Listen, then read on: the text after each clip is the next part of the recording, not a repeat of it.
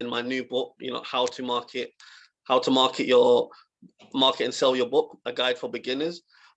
Each author will get a certain time to talk about their book.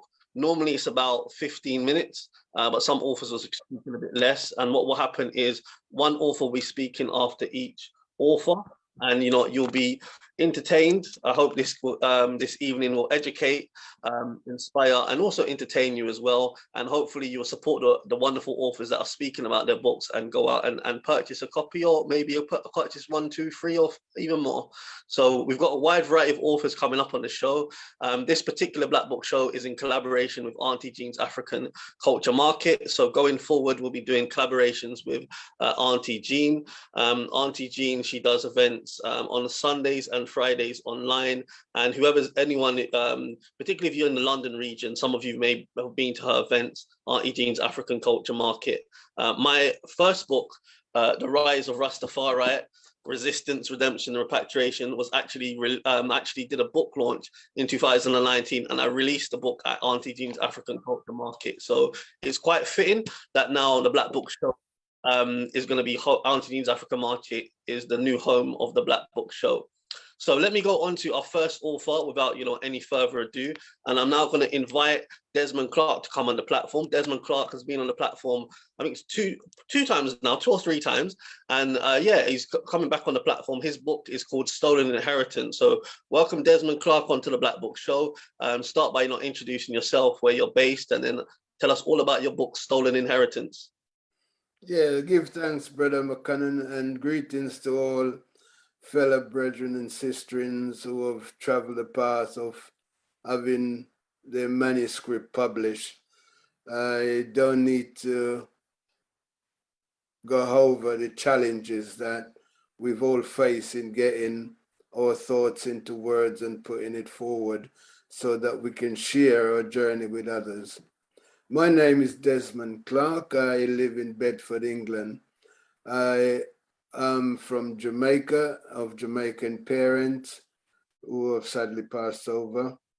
I have been studying as a mature person in my 40s when I began some part-time courses and moved on to actually achieving a master's degree. I wanted to do a PhD, but decided against it, and instead decided to write my book. And the book is called Stolen Inheritance. And as you can see, it's got a map of Africa, and it's basically a story of Africans and their trials and tribulation with their encounters with European. It's partly African history and partly Black history. And when I say Black history, I mean colonial history, because African people were trafficked and enslaved. And when they were chatteled into slavery, they were known as Fulani, Ashanti. And similarly, when Europeans enslave Africans, they were known as English, Scottish, Irish. But in the 17th century, it was decided by Barbados Parliament, a colonial parliament, that African people would be treated as property and therefore chattel, devoid of all human dignity and even the right to life. Now, as a youth growing up in the Caribbean, I came to England when I was about 14, and it was definitely a culture shock because I was told so many wonderful things about England, and some people even believed the streets were paved with gold. And on arriving in October 1967, I was lost because I did not recognize the place from what I was told. And there was a lot of hostility. So when Theresa May talked about creating a hostile environment in Britain, the hostile environment was there all along. So that was nothing new. Now, as of a young adult growing up in Britain, I decided I would join the army because it was either you fight or flight, and I decided to fight. But unfortunately, I was in the wrong man's army, and so I left that. On leaving the army, I did a number of odd jobs here and there, still trying to find a place in society. And eventually I decided, after experiencing some difficulties, to educate myself, because there were things going on in my life which I didn't understand. There was things going on in society which I didn't understand. And there were issues around what would be known as self-esteem and identity. So I decided to start doing some part-time studies. And eventually I learned so much more about myself, my heritage. Not that I was taught it, but I made the effort to find out. And one thing leading to another, I decided that instead of doing a PhD, I would write a book, because I did not felt at the time that I needed any further validation of my intelligence. So in writing this book, it has been a bit of a journey, because there were times when I was wondering why I was doing it and what I was doing and whether it was even needed. But in dealing with the issue of identity, I was told one thing in the Caribbean, that England was the mother country, but on arriving, she was more like a wicked stepmother. So that left me feeling dislocated further than ever before. And the history that we were told were of Europeans in Africa, for example, or Europeans anywhere. So all the history that I was taught was about Europeans doing something somewhere. But when I started researching, I suddenly realized that it was the reverse of what I was being told.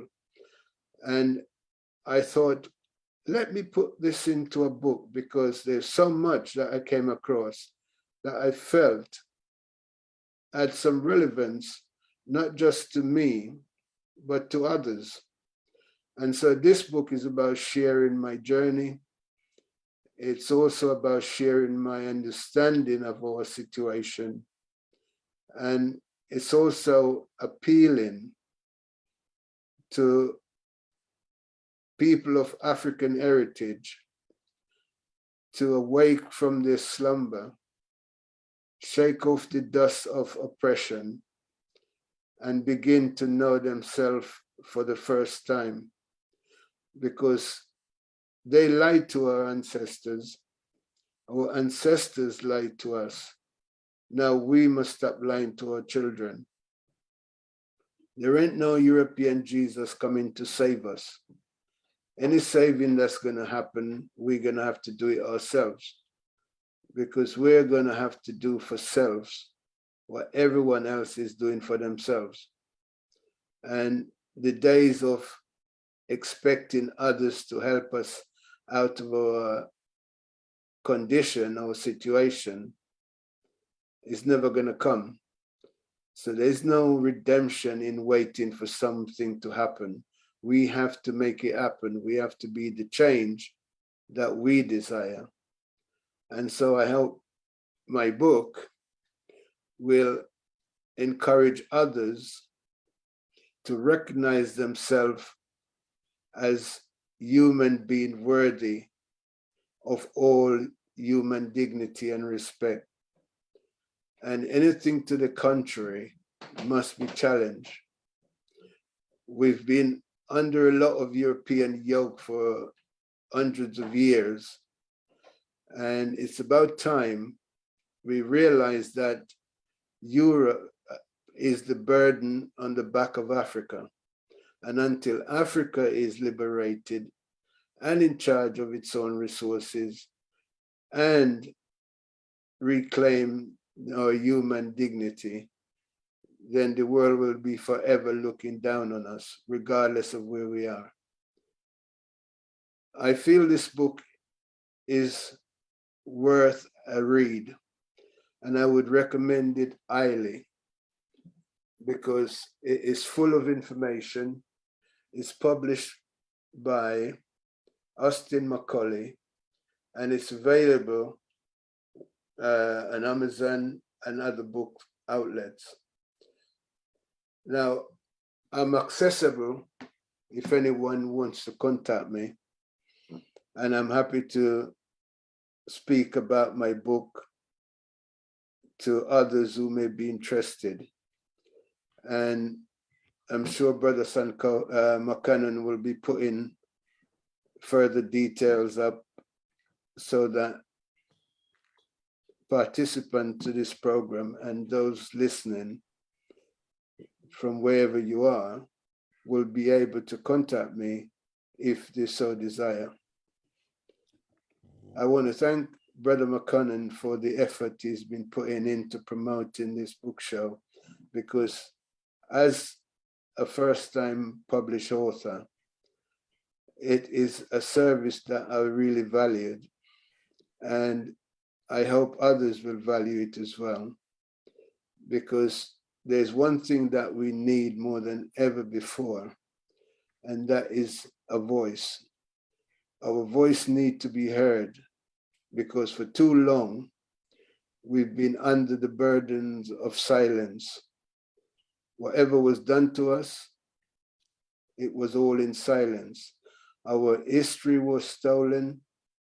Our resources are being stolen even today. And we're left defenseless as a people.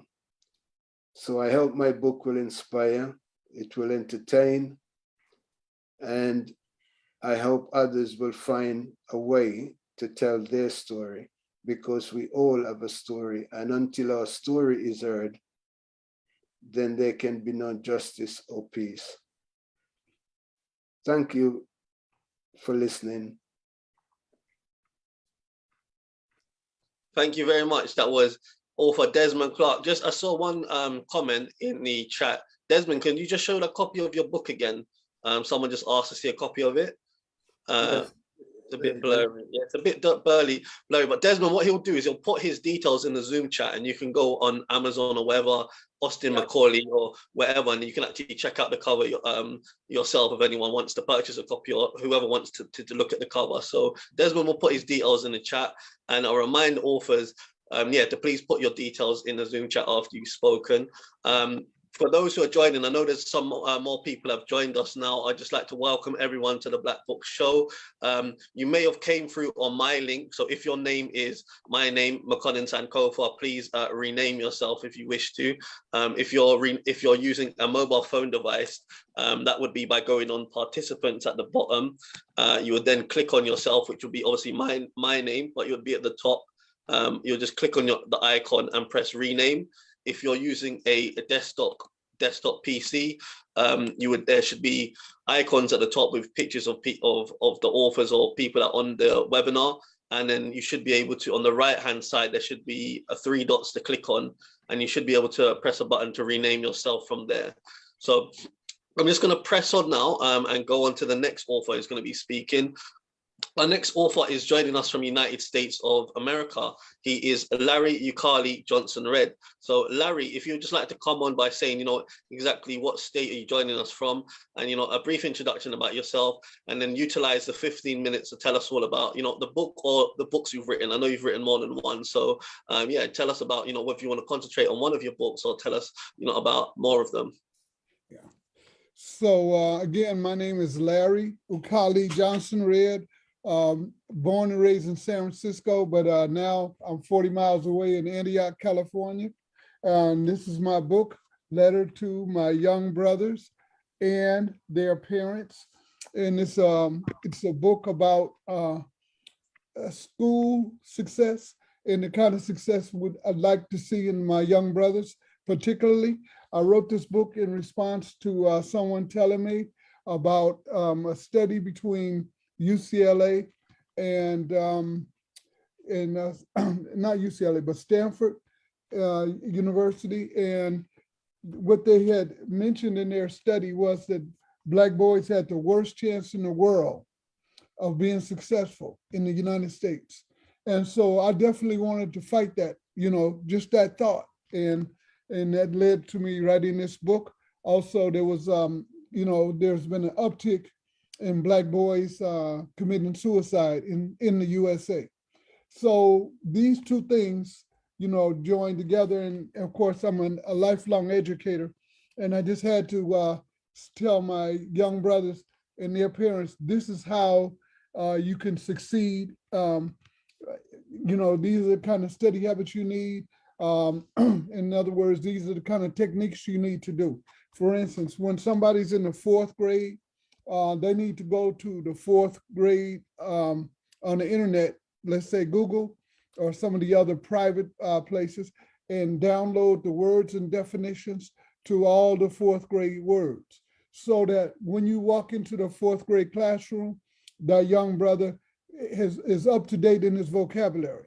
Because too many times we have the street vocabulary, and we don't have enough of the academic vocabulary. So this book seeks to help young Black people to be ahead of the teacher and to know all the words that the teacher is going to be using to specify during that semester, so that they can keep their grades up. Now, this book also talks about African history and brings about the rare fact that African Americans have had African ancestors, holy African ancestors, and then too have had African American ancestors. So we have spanned that whole cycle. And too many of our young people are misled about Africa and told Africans don't like us, and that Africans don't want us. And having been to Nigeria and written a book about it called Journey to the Motherland from San Francisco to Benin City, I know that that's not true. And I know that in Africa, we are loved. We are given respect. And most of our people just have no idea, because they only know what the white man has told them about Africa. And so this way, if you read this book, you're going to be up on all of the good things about Africa. And of course, there's bad things too, but you got to know the good, bad, and ugly. You got to know the whole picture. And also you have to know how to write an essay. This book has an example of how to write a 3-paragraph essay and a 5-paragraph essay. This book it starts with elementary school. The chapter 1 is elementary school, and it's all about getting ready for elementary school. Chapter 2 is about middle school and being prepared for middle school. Also being directed to go to the internet and download the words and definitions of all the middle school grade classes, including the wood shop, or if you have a metal shop, then you need to know the definitions and words for that metal shop or for that wood shop. And this directs you in that direction so that you will get those particular areas of study into your brain, so that when you go in the classroom, you're not lost. And in fact, you can find yourself. And this book sets as a goal for the elementary student to graduate. This book sets as a goal for the middle school student to graduate. This book sets for the high school student the goal of graduation. And then it also, in the last chapter, discusses whether to drop out or not, because a lot of people face that issue when they get to the 11th or 12th grade, they decide, oh, I want to drop out. And sometimes in the US, we only have about a 50% Black male graduation list. And so this book helps to inspire graduation among young Black boys and dismissal of this thought that we have the worst chance in the world of graduating. So this book will inspire elementary school brother, middle school brother, high school brother, and a brother also who happens to make it through and still has some wiggly wobbly thoughts about dropping out or not finishing college or not getting a job training program. So this book is a book that will help a young brother get his focus on the world, get his focus on the graduating, get his focus on what he wants to do in life, and so that he could be successful, and also so that he could pass that success down to the younger brothers. And so this book here is now the printing is actually being negotiated. We're that far along, and any day now we shall conclude a printing agreement with this printer in Berkeley, California, which is right down the way in California, but it will probably a long way from where you all are. But this book will help young brothers. And if a sister reads it, the book is definitely not going to hurt the sister, but it's definitely meant for brothers because, again, brothers are the ones who are being targeted in America. The Democrats are targeting brothers. The Republicans are targeting brothers. Everyone in America is targeting brothers to push us down. And we got to push up. And so this is a book to inspire us to push up. And of course, this is a book that includes poetry, as well. Like, for instance, poetry like Get Your Knowledge On. Read about African history and your African American story, our people's pain and glory. Read about Malcolm X and Kwame Ture, Stokely Carmichael, Queen Nzinga of Angola, and King Jaja of Opobo in Nigeria. Read of Harriet Tubman, who freed many slaves, Black woman and Black man, Marcus Garvey, and Haiti's Toussaint. So these are the kind of poems we want to bring up in the book so that we can point our kids in the right direction. When they do feel like they want to read further, they'll have a path to go along, and they'll have people to read to help inspire Black greatness and to push down this notion that we're not going to be worthy or we're not going to make it. So this book is to inspire success among Blacks in schools in a way that is not usually done, right?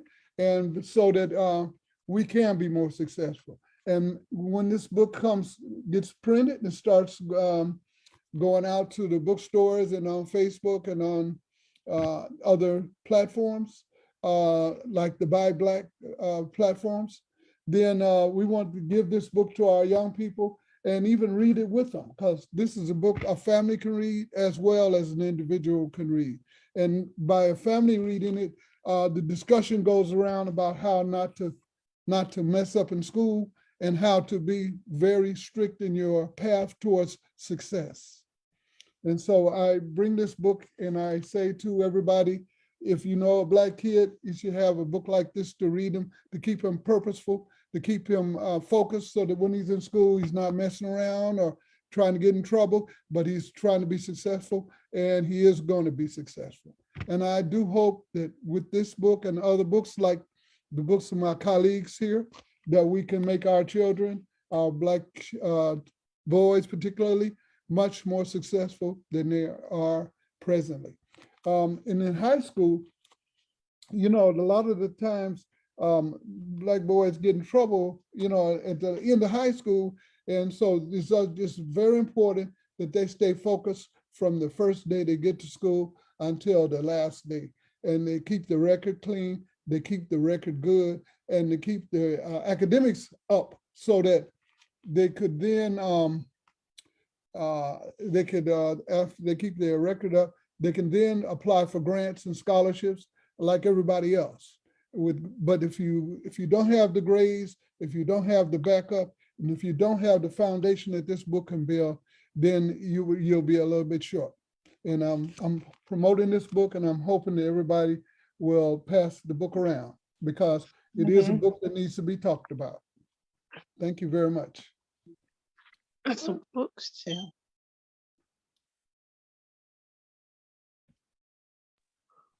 Okay, thank you very much. That was Larry Ukali Johnson read.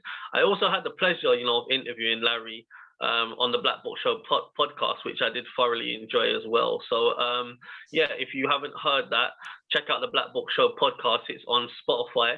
If you actually join the Facebook group, if you go on Facebook and just type in the Black Book Show, you'll be able to scroll, and and not just my podcast, but you'll be able to keep up to date with late upcoming events I've got, such as my virtual book tours, also radio show and podcast, and also be kept up to date about information by authors that have been on this platform as well. So please do join the Black Book Show Facebook group. I would just like to welcome those who are joining us as well, those who've just joined. This is the Black Book Show at Auntie Jean's African Culture Market. Going forward, we'll be doing collaborations. I am Macaulay Sankofa. If you don't know, I am the host of the Black Book Show, and also, a free time author myself. My books, The Rise of Rastafari, Life in Gambia, and my latest book, How to Market and Sell Your Books. So throughout this evening on the Black Book Show, you're going to be hearing from a wide variety of different authors of African heritage who have written books of different genres, but they will be educating, inspiring you and entertaining you this evening. So we had, starting off the show, we had Desmond Clark, author of the book Stolen Inheritance. We've just had, Larry Ukali Johnson Red. Our next author is Paul Posey. Now, I'm not sure if Paul Posey is joining us on the call. Paul, could you let me know? If not, I'm going to go on to Pamela R. Haynes. I haven't seen your name, Paul. So what I will do, Paul, if you are there, please just send me a message, and then what I'll do is I'll put you on after Pamela R. Haynes. So Pamela R. Haynes, if you could just come onto the platform. Pamela R. Haynes is the author of the book Loving the Brothers. She initially came on the Black Book Show. The first Black Book Show which she started was in May 2019. So, it's a pleasure to have her back on the Black Book Show to talk about her second book called Loving the Sisters. So Pamela R. Haynes, would you like to come on the platform and tell us, all about your book or your books? Hello there and good evening, and thank you, McConnell, for the introduction, and also thank you to Auntie Jean's Kitchen as well. Yes, McConnell, I was on your platform in May 2019, one of the very first Black's Books webinar, and I want to congratulate you really, because your platform has really gone from strength to strength. And to those of you who I've not met before, yes, my name is Pamela R. Haynes. I wrote my first book in 2018, which is called Loving the Brothers. Here it is, and here's the cover. Delighted to say that the book did very, very well and opened up a lot of opportunities for me to talk about domestic abuse, not just here in London, the United Kingdom, where I'm born, but also taking me across the globe, using the book as a platform to talk about domestic abuse. Just to let you know a little bit about myself, I was born in London in the United Kingdom. My parents hail from beautiful Barbados, and I've had the opportunity to go there several times. Originally, my why for writing the book was because I was approaching a milestone birthday. I wanted to go on a cruise, write a book, and maybe do my master's. I saw myself graduating in my milestone birthday. But these things cost money. And in the end, I'm really glad that I chose to write my book instead. It has given me loads and loads of fantastic opportunities to travel. I had a book launch in Dublin. I had a book launch in Barbados, which was fantastic. I ended up on a show called Morning Barbados, which is equivalent to Good Morning UK or Good Morning America. And that was absolutely wonderful.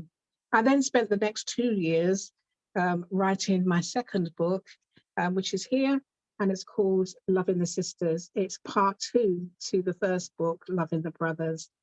And I then spent from 2020 for the next 2 years trying to find a publisher. The difficulty is that the mainstream traditional publishers wanted me to change too much of my book.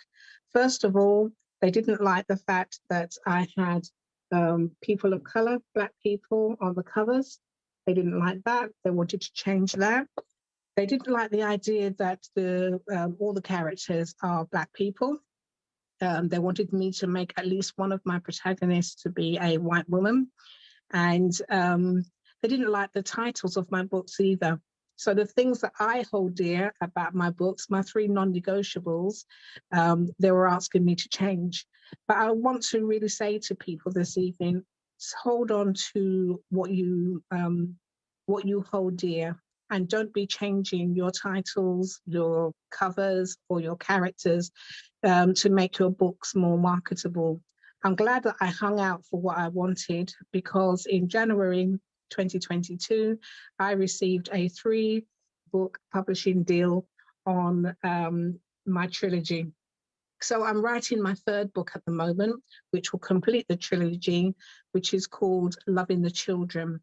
So stick to your guns if that's what you want. Good stories will be read all over the world if it's a good story. And I'm fortunate and blessed to tell you that my books are multi-award-winning books. I picked up this award just recently, a couple of weeks ago, which is from the prestigious Powerhouse Global Women's Award in recognition of your contribution to women empowerment across the world. And that was in September. This organization only recognizes 40 women across the planet, and I was one of them. So I strongly urge people to, people will love your books if it's well written, if it's well edited, and if you market it right. I also wanted to let you know that whilst I've been on the receiving end of really good publicity in the United Kingdom, national press, local press, and international press, I do find that there is a lot of snobbery in publishing. And I want to encourage people out there to keep on pushing your book into spaces which normally are reserved for other people. Our books are worthy of being in those spaces, and being in those spaces also. But in order to give back, I woke up one day and I decided, rather than waiting for the BBC to contact me and offer me an interview, why not start my own thing? So on the 8th of March 2021, I started the Author to Author podcast. So I interview self-published authors from around the world. And to date, I have interviewed 36 people, 4 seasons of the podcast, and it's really going well. Within a week, I managed to obtain sponsorship for my podcast from Dalgety Herbal Teas, which is a strong Caribbean tea company who help support my podcasts and turn my interviews into episodes. They also back me up with all of my marketing flyers as well. The podcast is on 3 radio stations. It's on UK 246, which is a Barbadian radio station and services the Caribbean and North America. It's on Pantango Radio, which services the United Kingdom and across Africa. And it's also on East London Radio, which focuses on London and also Essex as well. So the podcast is doing extremely well. We've even been ranked 6 in the literary international global Mixcloud rankings, which I'm really pleased about, and it's going from strength to strength. So what I wanted to really let you know is that if you are a self-published author, if you are struggling to get some exposure for your books, I am also offering you an interview to come onto the Author to Author podcast. I will leave my details in the chat so that you can get hold of me. But I do believe that we shine, but we all shine brighter when we're together. So this is my way of giving back to my colleagues who are hoping to have exposure for their books. So yeah, I'm not really here to sell the books. I'm just here to tell you that I'm going to carry on regardless with loving the brothers, loving the sisters, writing, loving the children, which I'm hoping will be released in March 2023. So I'm here working quite hard to make sure that that happens. So Mancona, thank you so much for allowing me to come back after a couple of years. And I'm hoping to come back on the platform when I have my trilogy together. So thank you for your time.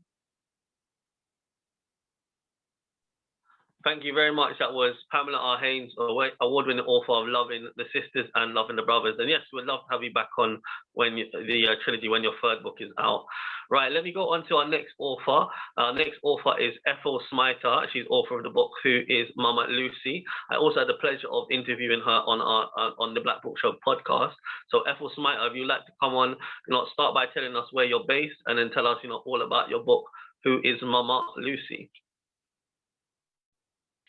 Okay, thank you, McConnell, for having me on here.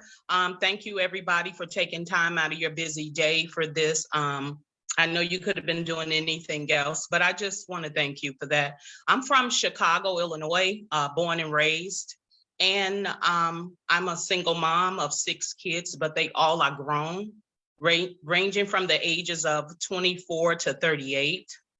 And I have about 10 grandkids, I believe. I'm not sure. But anyway, I decided to write my book so I can heal. And what I mean by that is I was a battered woman for 14 years. I met a boy when I was 13, and he was 16 years old, much older than me, much more experienced at life than I was. I wasn't able to date this man, but my mom, for whatever reason, had a conversation with him. And after that conversation, she said that I can date him. So when I met him, like I said, I was 13. By the time I turned 15 years old, I was pregnant, a high school dropout, and he was beating on me every other day. And so, like I said, the reason that I wrote the book is so I can heal. I was angry. I was bitter. I was just resentful and mad at everybody.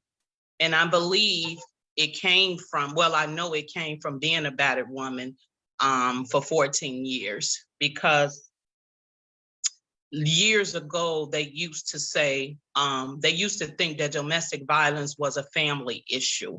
And so you would call the police on the person that's battering you, and the police would talk to that person and tell them to walk it off or whatever and come back in the house. It wasn't until the late 70s, I believe, or early 70s is when they started taking domestic violence a little serious. And so, again, I wrote the book for myself. I wrote the book for victims that are still in domestic violence situations. And I wrote the book because people believe that men can't be victims of domestic violence. And that is the furthest thing from the truth, because statistics show 1 in 3 women will be battered in their lifetime, and 1 in 9 men.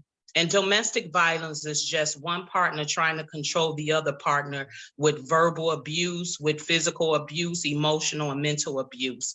And a lot of people think domestic violence is just the physical part, but it's not. It's actually verbal, them calling you names, them putting you down, the emotional abuse that you experience, and sometimes even sexual abuse. So there is more than just the physical part. And my book is here. It is called Who is Mama Lucy? And Mama Lucy is my nickname that my Uncle Joe gave me. And to this day, I know why he named me, and then and again, I didn't. My book is 47 pages long, so it's not that much, because there's a lot of trauma inside this book, and I didn't want to trigger my readers. So that's why it's just a short memoir of me being a victim of domestic violence.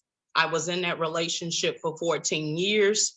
And one day I got the strength and the courage to get up and walk away from the man that I was going to marry, the man that I had 5 kids with, and the man that told me he loved me. But he was also the man that said, if I ever left him, he would kill me. So that's one reason why I stayed. Another reason is because he controlled the money in the house. I stayed at home and watched the kids. Another reason is because I had nowhere to go with all of my kids.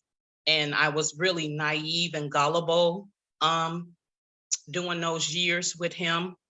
He told me what to wear. He told me how to wear it. He told me how to comb my hair. He controlled me, period. And so I lost myself trying to do everything for him and trying to love him. And I had to find out who I was, because I didn't know who I was as long as I was with him. And so going back to people saying that men can't be victims because they are man. Well, that's not true, because verbal abuse happens long before the physical. And so what a person does with verbal abuse is they tear you down. They tell you you're nothing, you're no good, you're never gonna make it. They hate you. And the reason they hit you is because you act in a certain way, which, you know, that's mental abuse to an emotional abuse. So men can be victims. There's a lot of myths out there regarding domestic violence. People always say, why do you stay with a person that batters you, which is the same as why do you stay with someone that keeps cheating on you? It's the same thing. That's emotional abuse. So abuse is abuse, no matter how you try to sugarcoat it. But my book was published by Palmetto Publishing Company. The book did really, really well on Amazon. It did really well. I did really well selling the book because I bought a bulk of books and I sold them because I have a lot of people that just don't like to use the internet. So, and then they also wanted my signature on the book. So that's another reason why I bought a bulk of them. My book is online wherever books are sold. I'm very proud of this book. My family is proud of me. My children know all about the book and the abuse. It's taken them a while to get that relationship back with their father. I've forgiven him, I've forgiven myself, and of course I've asked God to forgive me so I can no longer have this dark cloud over me.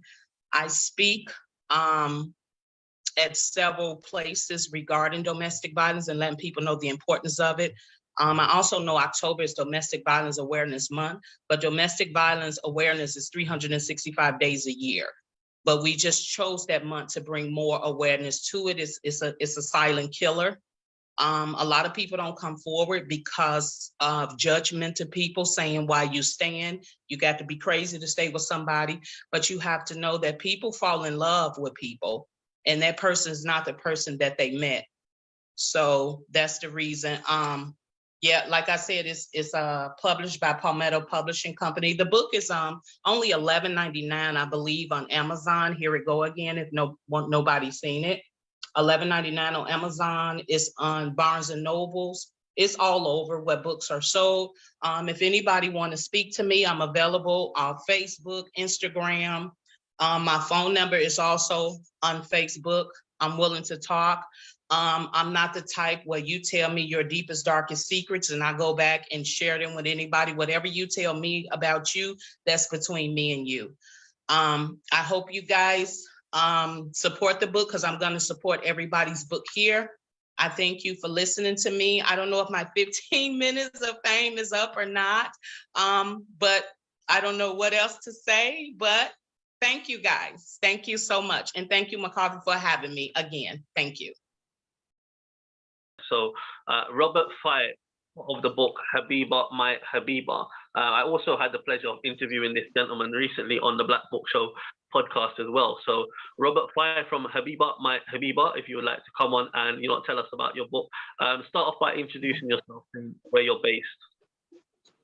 All right. Good afternoon, everyone. My name is Robert Fye. I'm based here in the United States. I live in Virginia. I'm originally from Cameroon in Central Africa. I grew up living in the northwestern city of Cameroon. It's called Bamenda. That's where most of my childhood was. And then, of course, I went to school in Cameroon as well as in Nigeria. And my book, Habiba, My Habiba, is based on the story of Eddie Rocker. However, before I actually talk about my book, I want to read from a short abstract written by Joshua Rothman. It's a piece that relates to the art of decision making. This was published in the New Yorker.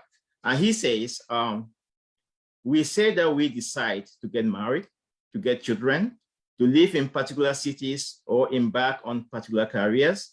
And in a sense, this is true. But how do we actually make those choices? One of the paradoxes of life is that our big decisions are often less calculated than our small ones are.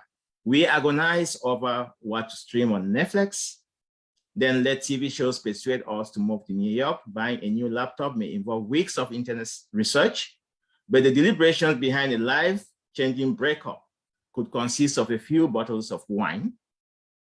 We are hardly more advanced than the Asian patients who Herodotus says made big decisions by discussing them twice, once while drunk and once while sober. Now, I also want to be able to read to you a review that was written by someone, Richard Azubike, whom I hardly know, about Habiba, my book. And he says, there is no perfect relationship. The goal of every relationship is to feel comfortable and happy around your partner. Nobody wants to be in a relationship where two people involved are not comfortable and are constantly arguing. We must ensure our potential partner has human feelings and possess the qualities we want before going into a relationship. Habiba, My Habiba by Robert Fry, he continues to say, is a book about Fediroka. He is a young man living in a village called Shankwa. Fediroka is in a relationship with Jenny Ogi. She is a beautiful lady with good character. Fediroka had no money while he was in Shankwa, so he decided to move to another country in Africa called Nigeria. Fediroka relocated to Nigeria in search of better opportunities. Getting to Nigeria, he encounters Habiba. He had an experience with Habiba that affected his relationship and life. The story of Fediroka taught me about abstinence. He says, we must abstain until we are married. And he goes further to say the book has some positive sides. The author used the book to promote African culture, which I agree. Most of the characters in the book have African names. All places in the book are in Africa. I love how the author used the book to educate readers about abstinence. To prevent contracting any disease, we must abstain until we are married. Fediroka left Shankwa for Nigeria because he wanted to find greener pastures, but he engaged in behaviors that were questionable. Now, when you look at my book, I actually want to talk about abstinence, as alluded to by Richard, and I also want to talk about love. I want to talk about promiscuity, which actually becomes one of the challenging issues that we encounter in our lives today. So the story of Fediroka is about decision-making, as discussed earlier by Joshua. How do we make decisions? I believe that my readers should be able to, after reading this book, be able to reflect and think about how young people make decisions. How are we involved in their decision-making processes? When you look at the story of Habiba, when Fediroka left from university, he had failed to pass his exams. And so he returned home feeling so desolated and not knowing exactly what to do. When he got home, his father had died. No, his father was sick then, but then the father died later on in other circumstances that were questionable. And then, of course, he loses his, the niece. Of course, and then he hurries and goes ahead and proposes to get married. Decision making. So he makes lots of decisions within a very short while out of so many choices. So he makes so many decisions. Now, when you look at this, you can kind of like think about why do people get promiscuous in life? You know, we say that sometimes it is because these people actually have self-low esteem. Sometimes because they're going through anxiety and they want to be able to overcome this. And they kind of like want people to be able to, they are seeking for attention in a negative way.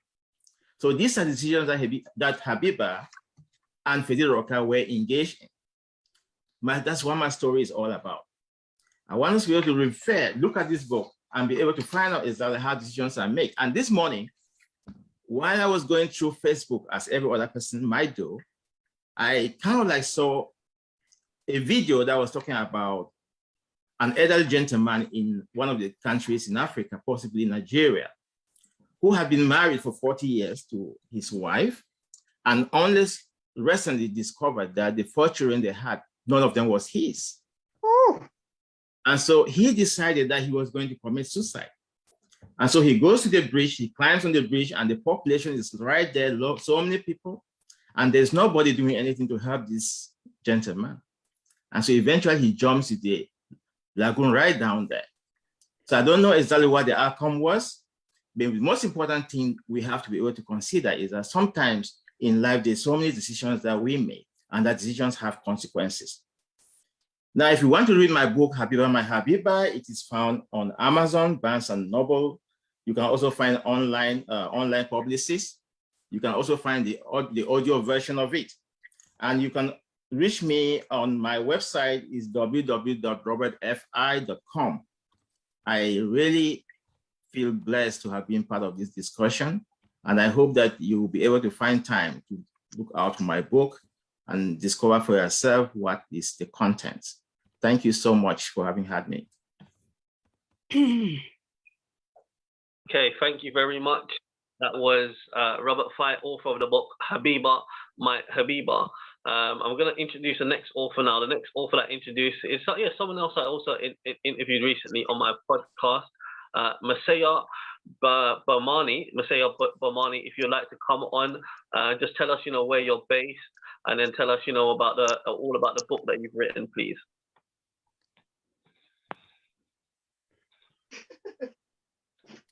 Can you hear? Yes, we can hear you and we can see you. Okay. My name is Maciable. I live in Shorter, Alabama, which is about 15 minutes from Tuskegee, Alabama. And I know that a lot of people have probably heard about the Tuskegee study of bad blood that the government did on the town of Tuskegee. I'm originally from Atlanta, Georgia. I am a school teacher. I have 4 children, and I've always wanted to be a writer, but never thought that I had it in me until one day I was just writing a poem because so much was going on in the world where we were just going into the incident with COVID and everything. And I think I was like kind of angry about what was going on and things that I was seeing and reading because we had so much time, at home to read a lot of things. And so I wrote a poem. And when I read the poem to my children said, Mom, you ought to make that into a book. And so I decided to go ahead and do that. And what I did was I used one of my students who was in the 5th grade. And he is the one that did the illustrations for the book. And the reason why I feel that this particular book is so important right now, and all of these books that I'm hearing is because it's time for us as a people to have our voices heard, and it's time for us to teach our children true history and not just his story, in which that's what a lot of us grew up knowing. The first young man said that, our parents only knew lies that were taught to them, and and a lot of stuff we were teaching our children until we found out better. And now that we know better, it is so time for us to do better. And so this particular book, because it's so short, I wanted to just read it. And the title of the book is A World Without Me. And this book is about a world without us as a people. All the things that we've done, all the things that we have contributed to the world, and yet and still, we are still not getting the proper pay or the proper just for everything that we have done. And so it's a short book. And like I say, it was a poem, and it's powerful, but it's to the point. So again, it's A World Without Me, written by Maciable, and the illustrations were done by my 5th grade student. And it says, who am I? I am the heart and the soul, the inner one I forgot, but you know. So basically it's saying that you know who I am. Maybe I don't know who I am because things have been, lied to us about, or things have been hidden about. And so I may not know, but you know who I am. I am the academics, the science, the talents, the sports, and the entertainment. and you never wanted to acknowledge that I was heaven sent. So this is just showing pictures of people that have contributed so much to the world, you know, and to especially over here in the United States. You don't want to admit that just about everything you see, use, and have, I invented it. Yet throughout history, you have treated me so cruel and so unfair. So it's just basically talking about things that we have invented, but yet and still how in the past and even today, we're still treated cruel and unfair, especially our Black men. It was if I were invisible and never even there. You never acknowledged my input in your being able to live so lavishly. And again, this is one of my students. He was in the 5th grade when he drew these pictures, never admitting that I am the one who held and still holds the key. It was me, and it always has been me. This is what has become of me in the end, can't you see? So basically it's showing how they live lavishly, yet and still we've done so much, but we're not treated fair or just to have the same, I guess, equality of life that they have, most of us. Yet you misuse and abused who you know I am. You've always treated me less than, going from chains to filling your state pens. And even in your constitution, you never considered me a full human. Yet I am and always have been more than that. So it's basically saying we went from one chain to another chain. And even in the Constitution, we were considered as 3/5 human. I have sometimes been a lion and sometimes a ram, but for you, I have been your sacrificial lamb. But now is the time, the hour, the minute, and the seconds you are being forced to realize and recognize. So it's just talking about those of us who been fighting and sacrificing our life, but now is the time that, you know, it's time for truth to come out. How you sacrificed my ancestors and me, and where we come from, we were kings and queens, and we were free. And all of this in the name of power and greed, you see. And you never wanted to admit that you really needed me. So it's like, you know, even though we've been and we've done so much, you know, it's never been where we have been treated fair. You took advantage of the kindness of my heart, raising your children and neglecting mine from the start. You were just scared and afraid, so you never allowed me equality or to just be me. And you have never permitted me to truly be free. And it's just basically talking about all that we did, you know, in the past and what we're still doing now and how things are still not equal for us. So your history you taught has been full of inequities and lies. You disregarded my life and ignored all of my cries. And my quality of life has always been compromised. And this is just talking about how in our school system, you know, even now they are passing bills, and I don't know if a lot of people know, but they're passing bills now to try to take history, true history, Malcolm X, Martin Luther King, things that we've done in the past, they're trying to take it out of the school system and take it out of the books. So now is the time for all of us authors to really, you know, show the truth, tell the children the truth. And this is Emmett Till's mom. All I ever wanted was something to call my own, somewhere that I felt I belong. As a child, you made me believe I wasn't good or smart enough right from the start.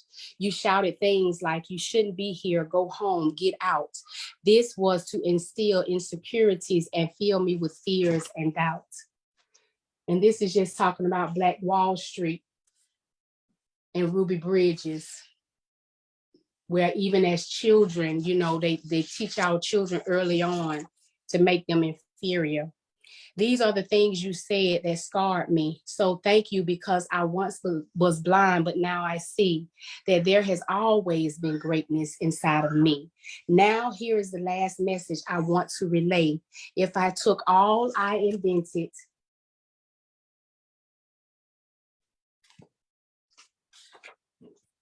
and left this place today, if I just go, the comfortable world that you are used to would be no more.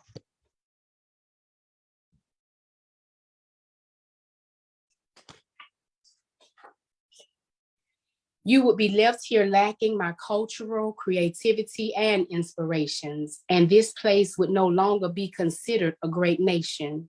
This is how it would appear. So thank you again, because everything for me is now so clear. Now, wherever you are and I am not, that place could not and would not stand, for your beautiful world would then become a caveman's wasteland.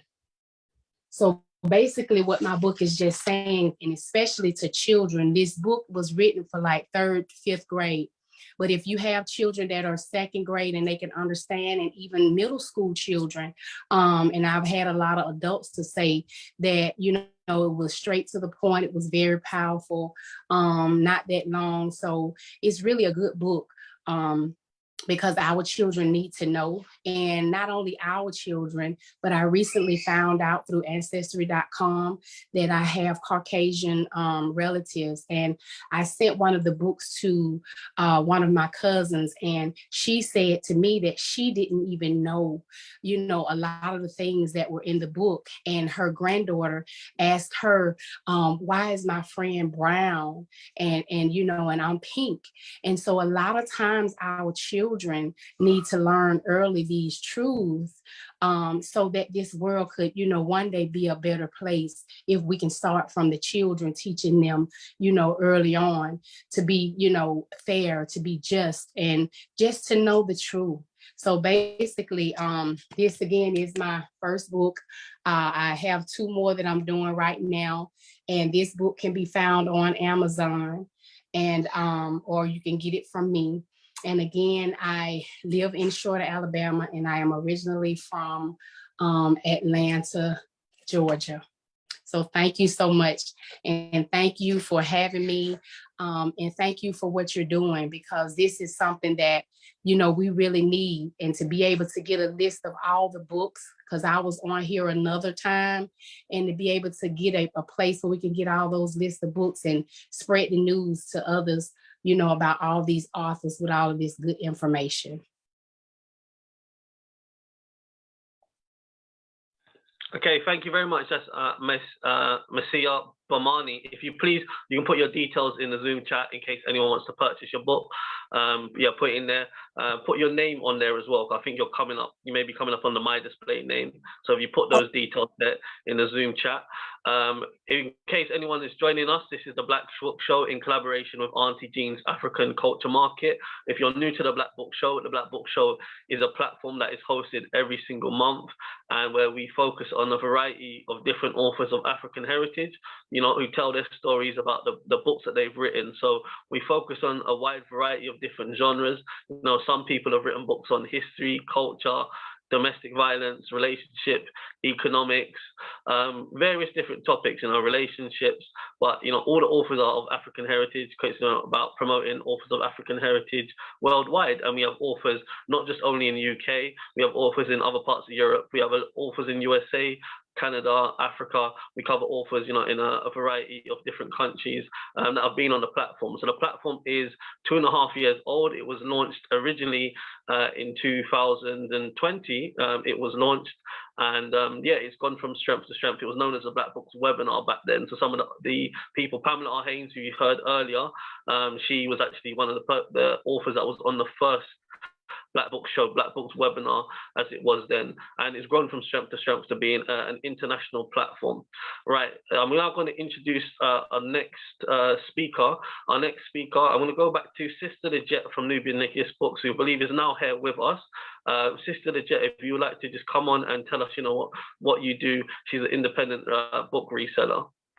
Okay, good evening, everyone. And wow, this is a really special day for me as well, because Auntie Jean and Brother McConan, I call him Prince McConan, by the way. It's been wonderful knowing both of them. And I would just like to say that being on the webinar, I've just been on this webinar since the word go, I believe, a second webinar that McConan had done. And yes, it's just been an honor as usual to be online. I am an independent bookseller, and it's great to see each and every one of you. And as McConan had just now said, our books range from health. The sister talks about domestic violence, and it's so good to see Pamela Haynes with her mix-up story in her book is just fantastic. Every time I think about the characters, it's just hilarious. And those are so many different genres, and we are so gifted as Nubian people. And this platform is wonderful. I'm really grateful for the Zoom, because I even have my cousin online from America, and we're all over the world. So shout out to the Americans on board and the Canadians that are on board. You know, it's just so wonderful to see everyone who is in Africa, Mama Africa, Papa Africa, and also in the diaspora. Conan, I'm absolutely so proud of you with this webinar. It's just, as Sister Pamela said, it's just gone from strength to strength. And it's just so beautiful, absolutely beautiful. Congratulations on your recent book. I won't say, I won't spoil your thunder.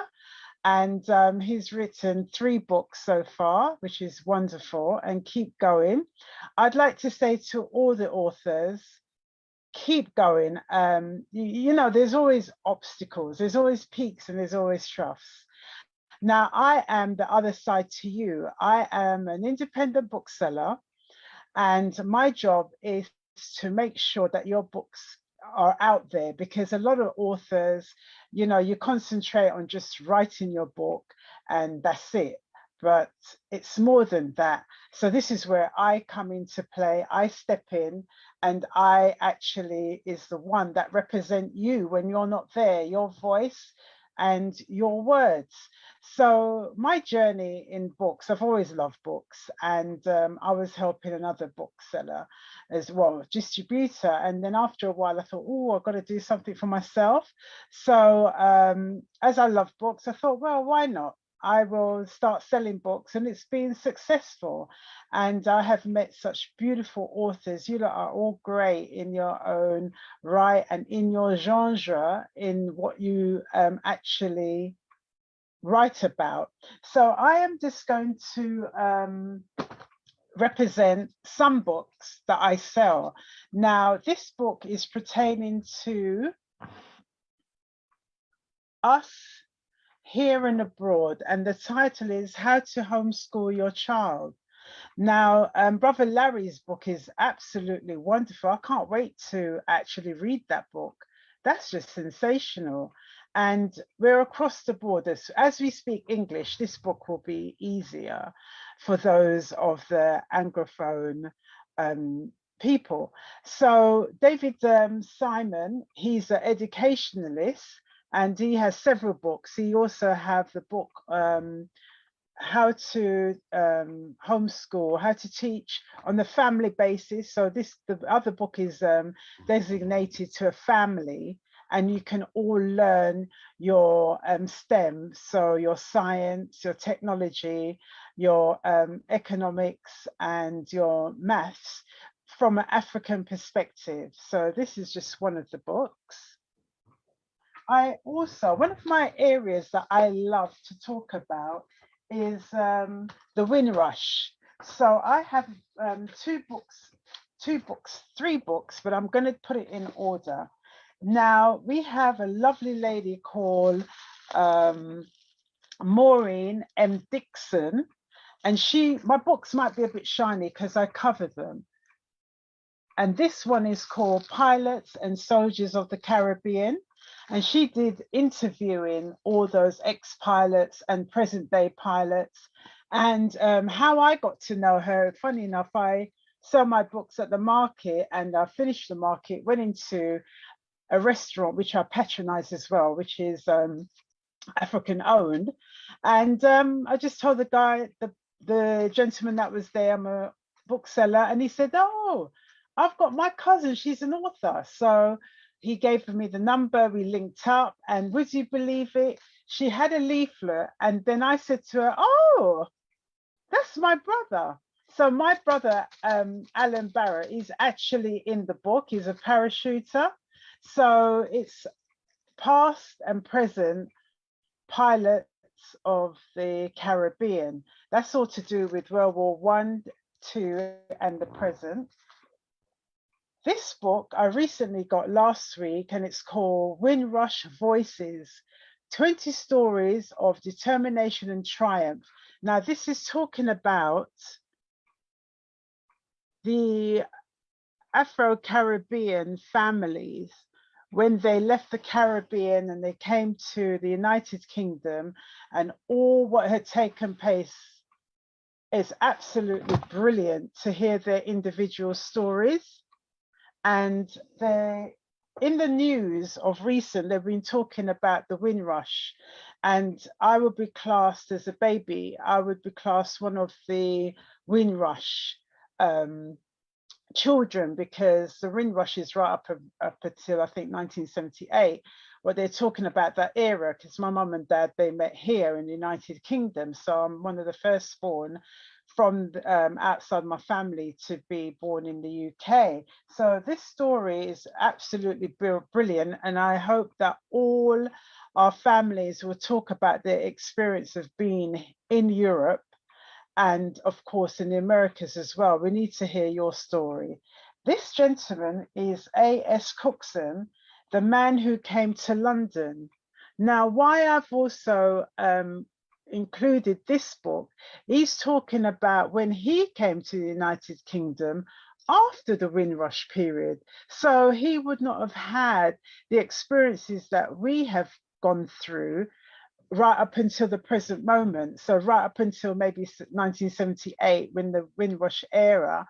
And I mean, we could talk about so many different topics. Like at the moment, we're nice and warm with our central heating, but I remember growing up with pink and blue paraffin, and you had to go to the shop. When you think about it now, my God, we used to carry the paraffin to light that paraffin stove. And it's just amazing, have the kettle on top of it to have a hot water. So nice one, Brian, I see you there. And it's been a wonderful journey. Now, this is another one by one of our British authors as well. And that title of the book is called A World Without Sickle Cell by Peace Aditoru. And when I met her, she's such a lovely lady, and she talks about sickle cell, because it's like either you know it or you don't. I didn't know about sickle cell, not until I went to get my wisdom tooth out, because it was always bothering me. So when I went, I had to go to the special dental nose, throat and ear clinic, I think it was, hospital at the time. And that's when first time ever I heard about sickle cell. And they said to me, oh, we tested you for sickle cell and you don't have it. And I was really amazed. So when Peace came about and I met her, and she talked about this, I would say, issue that we have in our community, I was astounded. This book is absolutely excellent. It reminds me of sorry, Pamela, I just have to keep calling your name. But it reminds me of Pamela's book, where it's real issues, you know, even though Pamela's one is fictitious, but you feel that you're in the moment. And what Peace has done, she's written it in a story form, relationship form. This one has married that one. They know that they've got sickle cell, but they don't say it. Both of them got sickle cell, but they don't know until they have a child. So I would say it's a mix and blend story, really a good read to know what's ailing us. But the beauty of this book is how Peace talks about sickle cell and how you can get help. And actually, she has got the blood type to help people with sickle cell. Isn't that amazing? Right. I also have another area when it comes to history. We have an author called Omowale Hurt M. Huru. Now, he talks about Pan-Africanism.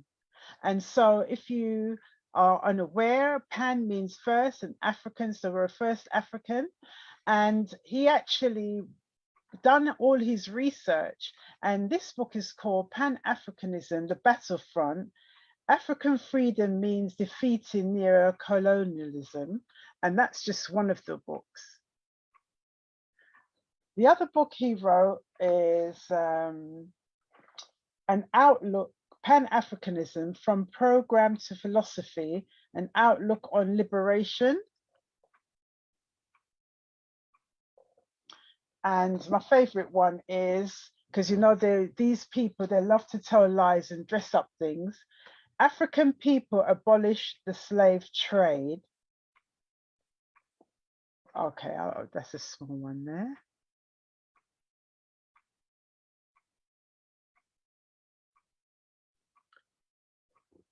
And that's like a trilogy, but you can actually read it individually. So it's always good to know actually what had taken place in our history.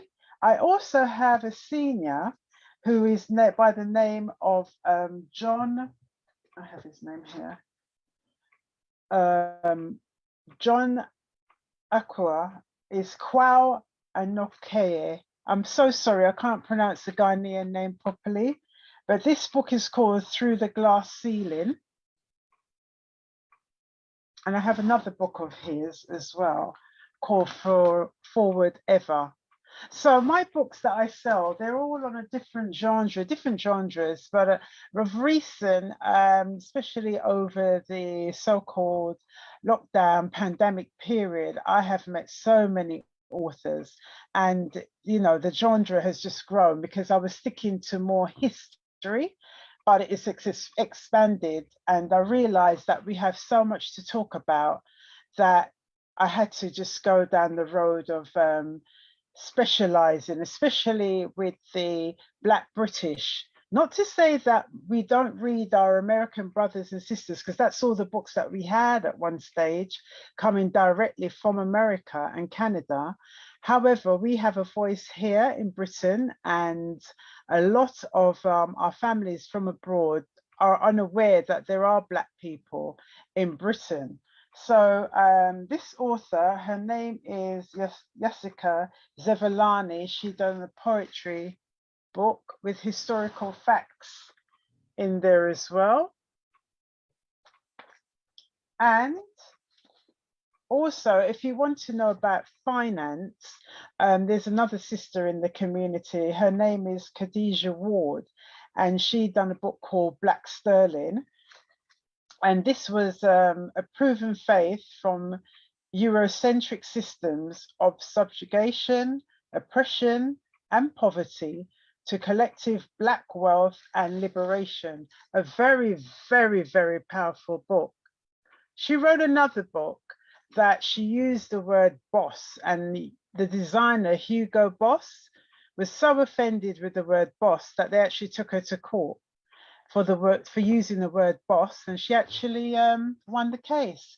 So one of the other books I want to show as well is called The Chronicles of the Diaspora. And this one is really such a funny book. It's really good. Two ladies, they meet at the bus stop and they exchange numbers, and then they start talking about their families, talking about life here in the United Kingdom, and also intertwined with life from back home, in particular Sierra Leone, and where the families are forever saying things are hard. Could you help us? Such and such a person's died. You know, can you help with the school fees and so forth? So in reality, we are here in the United Kingdom in America, but there's times when our families in the Caribbean and Africa are really finding it really, really difficult. Life is not as easy as we would think and would hope. So we have to try and help one another. I endeavor to help with the authors that are on board and those that I don't know. McConan, have I gone over time? Yeah, I was just giving you the thumbs up. I was just going to say, yeah, we're just going to wrap it up now. So just Yeah, so I'll within put my comments. details in the chat, and we take it from there. So please contact me, and I'll get back to you as soon as I can, because I have so many of you on the list to get back to. However, thank you very much for listening. And my last words will be to you to just keep writing and do what you do best. Peace. One love. Okay, thank you very much. That's Sister Legit from Nubian Nigis Books, one of the sponsors of the Black Book Show. At this point, I'd just like to say, yeah, if you're an author that would like to feature on the Black Book Show, or if you know someone that you'd like to recommend, you can get in touch with me. I've put my email address in the Zoom chat, info@blackbookshows.com. That's send me an email or get someone to send me an email, and then I can take it from there and give them all the details and information. Right, let me go on to our next author. Paul Posey is now here. He's joining us from the United States. I had the pleasure of interviewing him recently. Well, the interview came out recently on the Black Books, the radio show and podcast. So Paul Posey is now going to be speaking on the virtual book tour. So Paul, if you'd like to come on and tell us about the book or books that you've chosen to speak about this evening. Yes, can you hear me? Everybody give me a thumbs up. Yeah, thumbs up. We can hear you. First, I want to say thank you for reaching out to me. I am a busy person, but if you don't take time out to do the things you love, then obviously you don't love it. So I love my books, and I had a chance to be on here before, and I talked about two other books, I Am My Own Dad and 75% Man. So you haven't checked that out, go back to Amazon and check out that book. Look me up. Today, I'm going to talk about two different books. Well, let me back up a little bit. I've written 15 books, so you'll probably see me again. So if you're an author, and once you take off and you start unloading and sharing, and you capture it on paper, don't stop. Don't stop. So today I'm going to talk about two books. One, this one here is The Whole Journey. What They Didn't Tell You. It talks about being a kid. Paul, I just want to say before you continue as well, you've got 15 minutes, so just be mindful of that. I know you joined late, so you got 15. Yeah. Okay, let me put a timer on that thing. Okay, we're good. So, and Be Undumpable. This is my dating and relationship book. I think I'm gonna go with The Whole Journey first. What I'm gonna do, I'm gonna read the preface for it, because this is really important. I wrote this book because it was just something that I think we should do as parents moving forward when we're talking about evolution for our kids, is that they'll be able to understand from what we've gone through and what our parents put us through, and then what they didn't tell us about growing up. And let me just get started on a preface.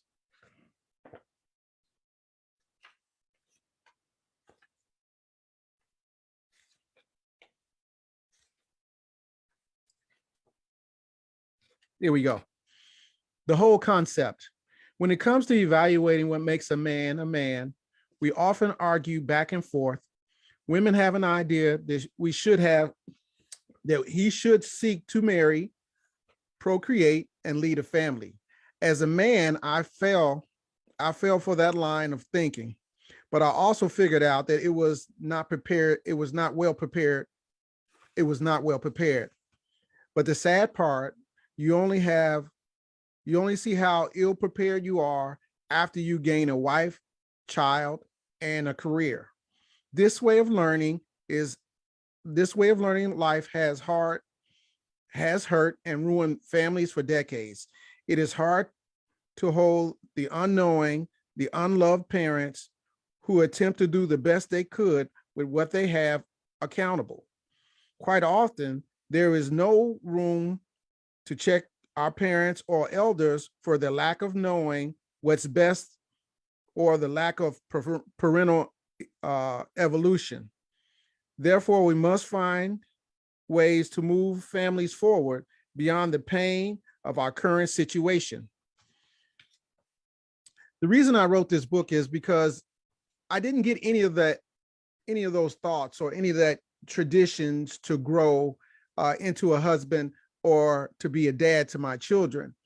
And so I have 7 children, and I wanted them to understand that there is a process and there are things we need to know in being parents. But if it's not openly discussed or modeled, it doesn't negate the idea you're still supposed to know.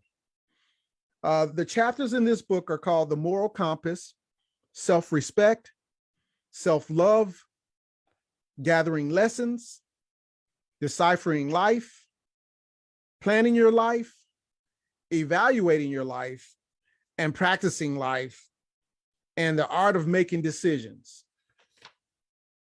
Let's go with the moral compass. Looking back in life, I was trying to figure out which direction my moral compass was leading me. Well, it is hard to understand the concept when you are 12 years old. It's that feeling you start developing whether you want to be a bad boy or a productive nerdy type. This is before you are pushed into the crowd and you are a victim of peer pressure.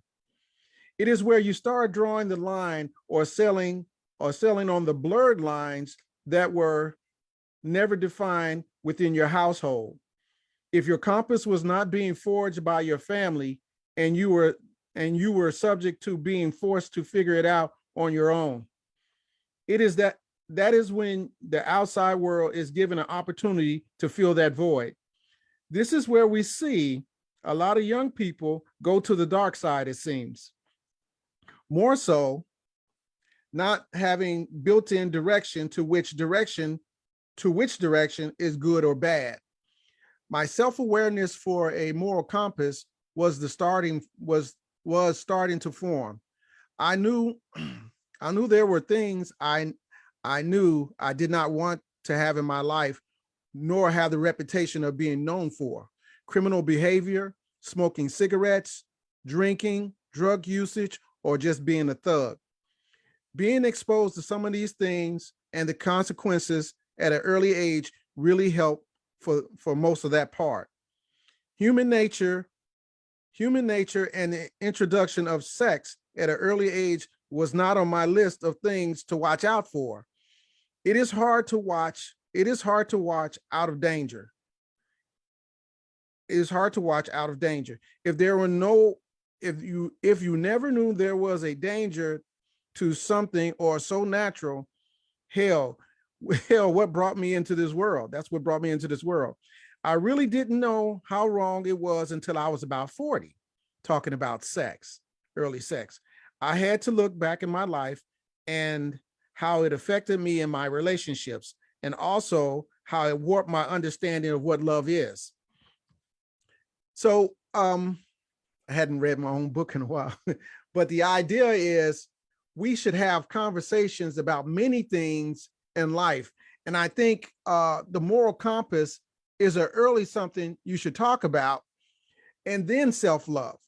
And the reason I didn't go with self-love first is because it will cause you to accept things in your life and give a pass and justify things rather than understanding what's the difference between good and bad. Because once you start off on that wrong line of thinking and morality, there's a greater chance you either end up dead, in prison, or just have a horrible life of dysfunctional life for many years. And that's kind of household I grew up in, but I didn't know. So if we had conversations about what is good and what is bad and what really happens. And one of the greatest things I did in the book was talk about how to make a decision, because we often make emotional decisions trying to have a logical outcome, and that doesn't work. So the more you understand that your job is to make the greatest decision you could possibly make, then you'll understand how life becomes easier as you move forward. And I'm just a layman, I'm not some scholar, but the idea is I'm sitting here want to be the best dad I could possibly be. And the only way I can do that is to reflect on my life and make the changes that need to be made and share the information going forward to the children that I already have, and young men and women when I meet them in person. So one of the things about relationships and family, it all starts with when you pick your spouse or you pick your mate. And we've had some troubles over the years picking our mates, and that's where you end up in child support court, or you end up in a dysfunctional family where it's split down the middle, the child's not being seen by the other parent, and just so many bad things. But if we were able to pick a better partner at the beginning, I think the percentage of families staying together and co-parenting or loving or even staying married would be better. So that's kind of what I wrote while I wrote this book. I was married for 19 3/4 years. I was separated for 9, and I had other children. It was a total mess, but I didn't know about picking my partner. Now, I picked the right wife, but she picked the wrong husband, and that's why it didn't work. But through self-reflection, I can understand where it went wrong, and majority of it, this book says, be undumpable. It starts with you. And the idea of it starting with you is that you will have everything that you need, whether it's financial or emotional support or all those things you could possibly have, and you can see who doesn't have it. And that's so important. The preface on this book is, we spend so much of our single life looking for the one. Since there is no perfect science to finding the perfect partner, we are forced to find a loving partner through a lot of trial and error. But our trials are pretty much the same. Yet we never take a systematic look at how we go through being single to being married. I have been a boyfriend, a husband, a single husband, and even a transition man to somebody. Each position showed me different angles of what many go through in life during the dating process. Time and a lot of errors have forced me to open my eyes and pay attention to the process we go through to find a mate. I was tired of getting it wrong, like many others who are still out there searching. I started looking at the search process we use to finding someone formed into something that might help somebody to see if the next person they meet is for them. We subconsciously generate a list of must-haves, which are things that we want our mate to possess to show that they are evenly yoked with us. In this part of the search, it seems like we're always asking a lot of the next person. In order to capture the attention of a person to go through the process and starting a loving relationship, we must be willing to possess certain tangible items and intangible traits to let the other person know you are worthy of their time and capable of sustaining a long-term relationship as well. If you want to have the best chance to being in a long-term relationship, you must make yourself undumpable.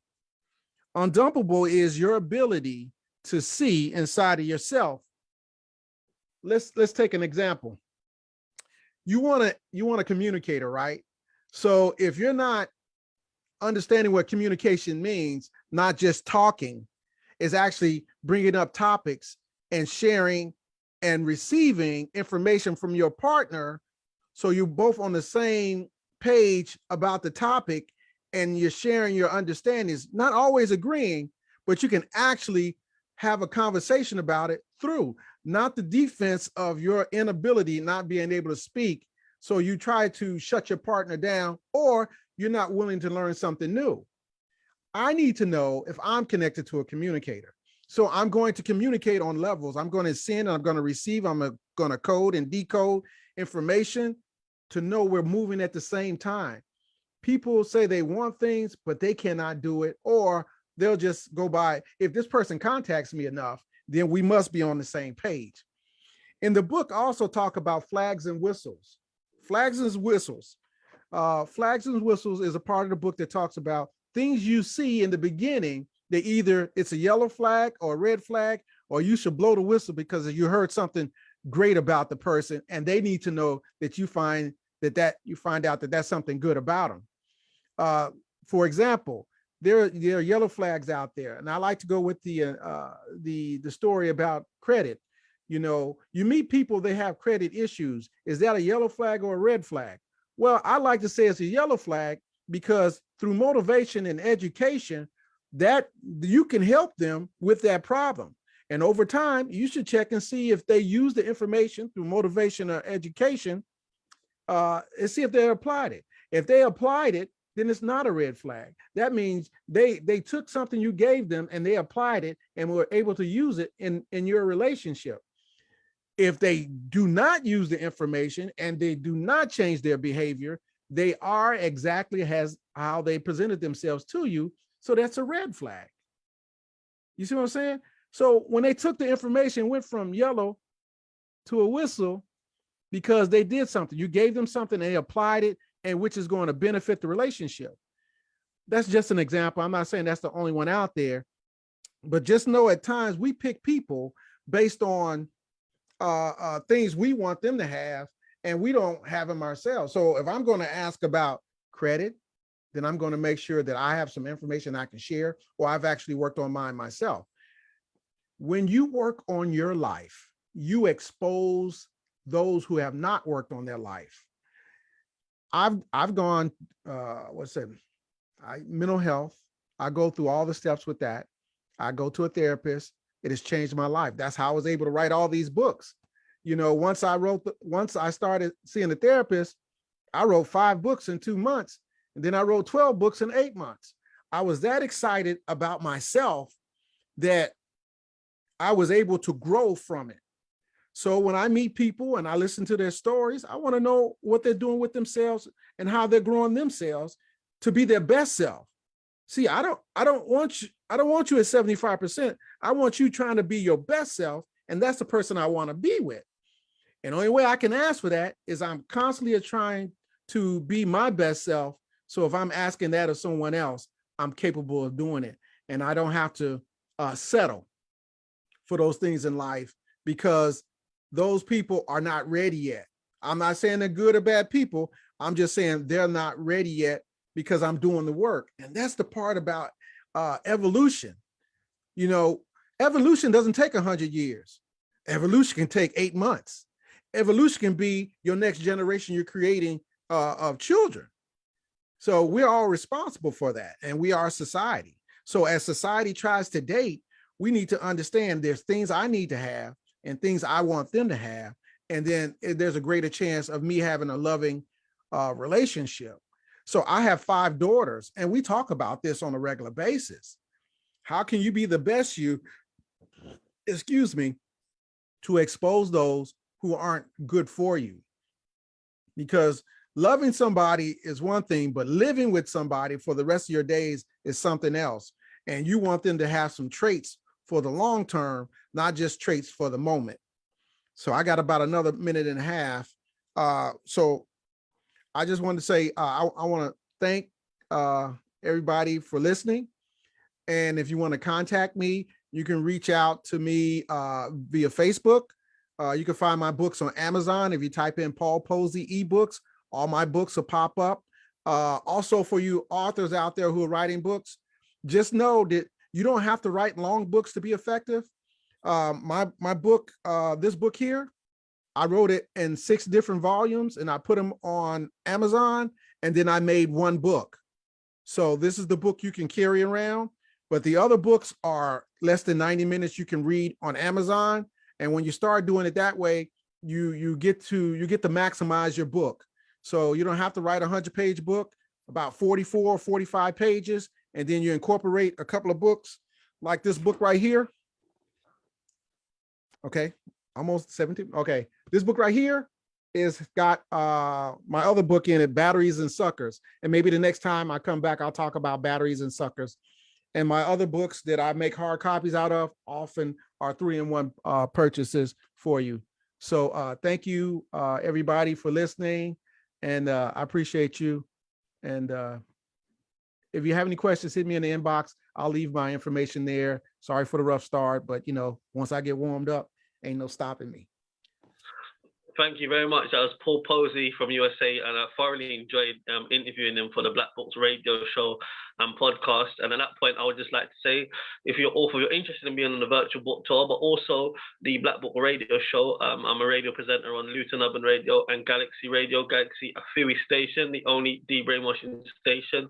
Luton Urban Radio every other Monday and Galaxy every other Saturday. Hit me up, send an email to info@blackbookshows.com to feature on, if you're interested in featuring on the Black Books radio shows or virtual book tour.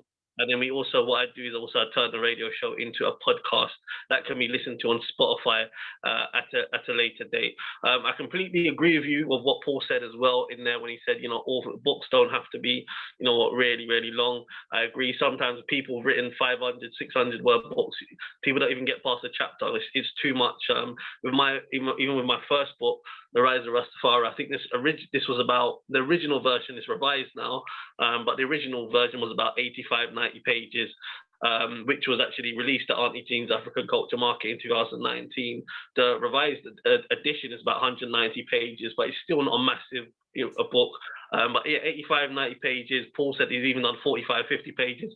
But what the benefit of that is that most people who do pick up the book, most people who who bought a copy of my book, The Rise of Rastafari, they've read it from the start to the finish.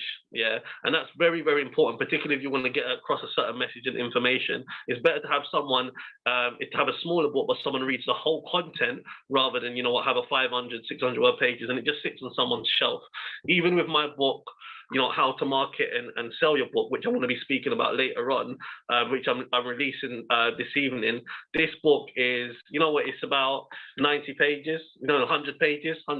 So again, it's a very short read. Someone can read it in about an hour and a half, 2 hours, and it gets across the information. There's a lot of information in there. So much content is in there, but it's an easy read that someone can get for it. Whereas if I wrote a book on marketing, which is 700 pages, 800 pages, which I'm capable of being doing, but it's how much information are people going to take in? How much action is there going to be as a result of it? So I definitely agree. As a rule of thumb coaching, I would say, depending on the books, I generally, when I'm coaching and telling people, I say, don't have a book more than 200 pages. It doesn't necessarily. That's not a rule that I'm saying you don't, like, as in definitely, but I would say generally, as a rule of thumb, certainly for when I'm writing books, I don't really want books over 200 pages. I want people to read it, to be able to read it in one go, or be able to read it in a short space of time.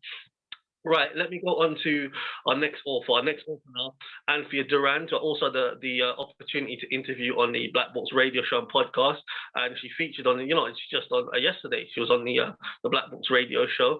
So Anthony Durant, if you would like to come on and tell us all about the book you've written, please start by telling us where you're from, and then tell us all about your book. Greetings, everyone. Good morning, good afternoon, good evening, wherever you are in the world. I'm actually talking from London in the UK. I'm really pleased to be here. I'm really enjoying listening to all the authors. As an author, I know how hard it is to write a book, so I'm really enjoying listening to everyone. So I thought I'd just start off with a bit of my background. For over 20 years, I was a manager in social housing, helping communities and dealing with complex cases. And during that time, I just had a call and an interest in healing. So I spent a lot of time traveling all over the world, to Africa, Nepal, Guatemala, various other places, learning from teachers and spending time with Indigenous people. And so from that, I then started to teach various healing modalities, including Reiki, shamanism, and my passion, which is ancestral healing, to help people with their trauma. So my book started as a result of, I was looking for an ancestral healer, but I couldn't find anyone. And so I started teaching one-day workshops, and I was amazed by the transformations that people got from connecting to their ancestors and healing with their ancestors. And then in meditation, I was guided that I needed to train other people to be ancestral healers. This was quite a lot of work because I had to develop a lot of material, because teaching ancestral healing or people to become practitioners, you know, requires a lot of knowledge, a lot of protection, and a lot of skills. So as a result of that, I published my first book, Illumination of the Shadow, Ancestral Wisdom from the Past for the Future. And this book took 2 years to write, and it was about 10 years of research. It's a 66,000 words. And I was guided to, I self-published it, and I was guided to publish it in 2020. Well, guess what? 2020 was the year of COVID. So I think it was a book that was needed at that time. I was also thrilled to win 5 book awards that I was guided to apply for. So I won the best self-help book in the New York Big Book Awards. I also won the best upskilling book in Soul and Spirit magazine. And I came second in 3 more awards, book awards in America, including Nautilus. So for me, my passion is ancestral healing. It helps people heal a lot of trauma, not only for themselves, but for their ancestral lineage. In fact, many scientists, they have studied something called epigenetics, and they realize the influence of the environment on gene behavior. So they've done a lot of studies that have shown that trauma affects, say someone's been in World War I, for example, the trauma of that affects the DNA and continues down the generations. A gifted healer or shamanic person can actually connect to the origin of a story. So if there's repeated illness or repeated patterns, they can actually track where the origin of the story was. So this serves a number of purposes. First of all, you get to hear about your ancestral stories, you know, that you did not know about. So before, we used to have our ancestors that would do storytelling and tell us the stories. A lot of that is gone. From working with a gifted spiritual person, they can give you the story around what happened, the original story that caused what we call a distortion in the DNA. And then they do processes to heal that so that this is lifted from the generations. So in terms of my book, ancestral work is, you know, it's very demanding. It's about trauma. It's not an easy subject. So when I decided to write the book, I decided that I would include 30 illustrations because I felt that this would kind of lighten up the book a bit. So this is one illustration, which is in the chapter, which is about navigating the ancestral fields. And it depicts a kind of warrior, kind of spiritual person who is able to navigate the different levels of reality in order to help heal and transform. And there's another one.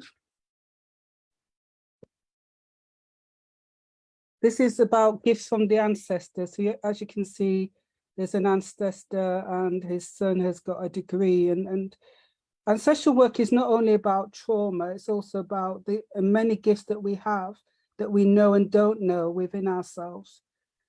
So the book contains 30 illustrations, 3 illustrations per chapter.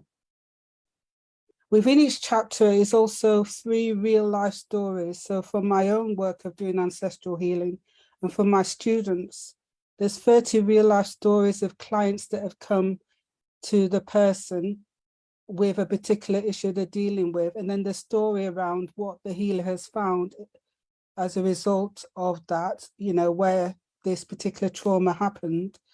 And then the healing process and how the client felt after that. So within each chapter is also 3 real life stories of ancestral work. At the end of each chapter are also exercises for the everyday person. So this is not a book for people who experience healers, it's for the everyday person. So there's, at the end of each chapter, exercises and prayers, ancestral prayers that anyone can do, irrespective of beliefs or experience. So I just wanted to read out one ancestral prayer. Before you I stand, I know I'm not alone in this process. I thank you for the learning. I forgive and ask forgiveness. It enabled me to be who I am. The pain and terror I release from me. To the source, my highest good I turn. I call in strength, protection, and positivity in my life. As I turn around, I sense a new direction has opened, a positive one, and I brace it with open arms.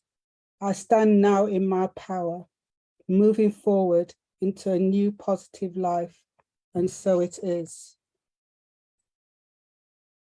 Finally, I just want to talk briefly about the chapters in the book. There's 10 chapters. So the first chapter is called The Ancestral Fields of Existence.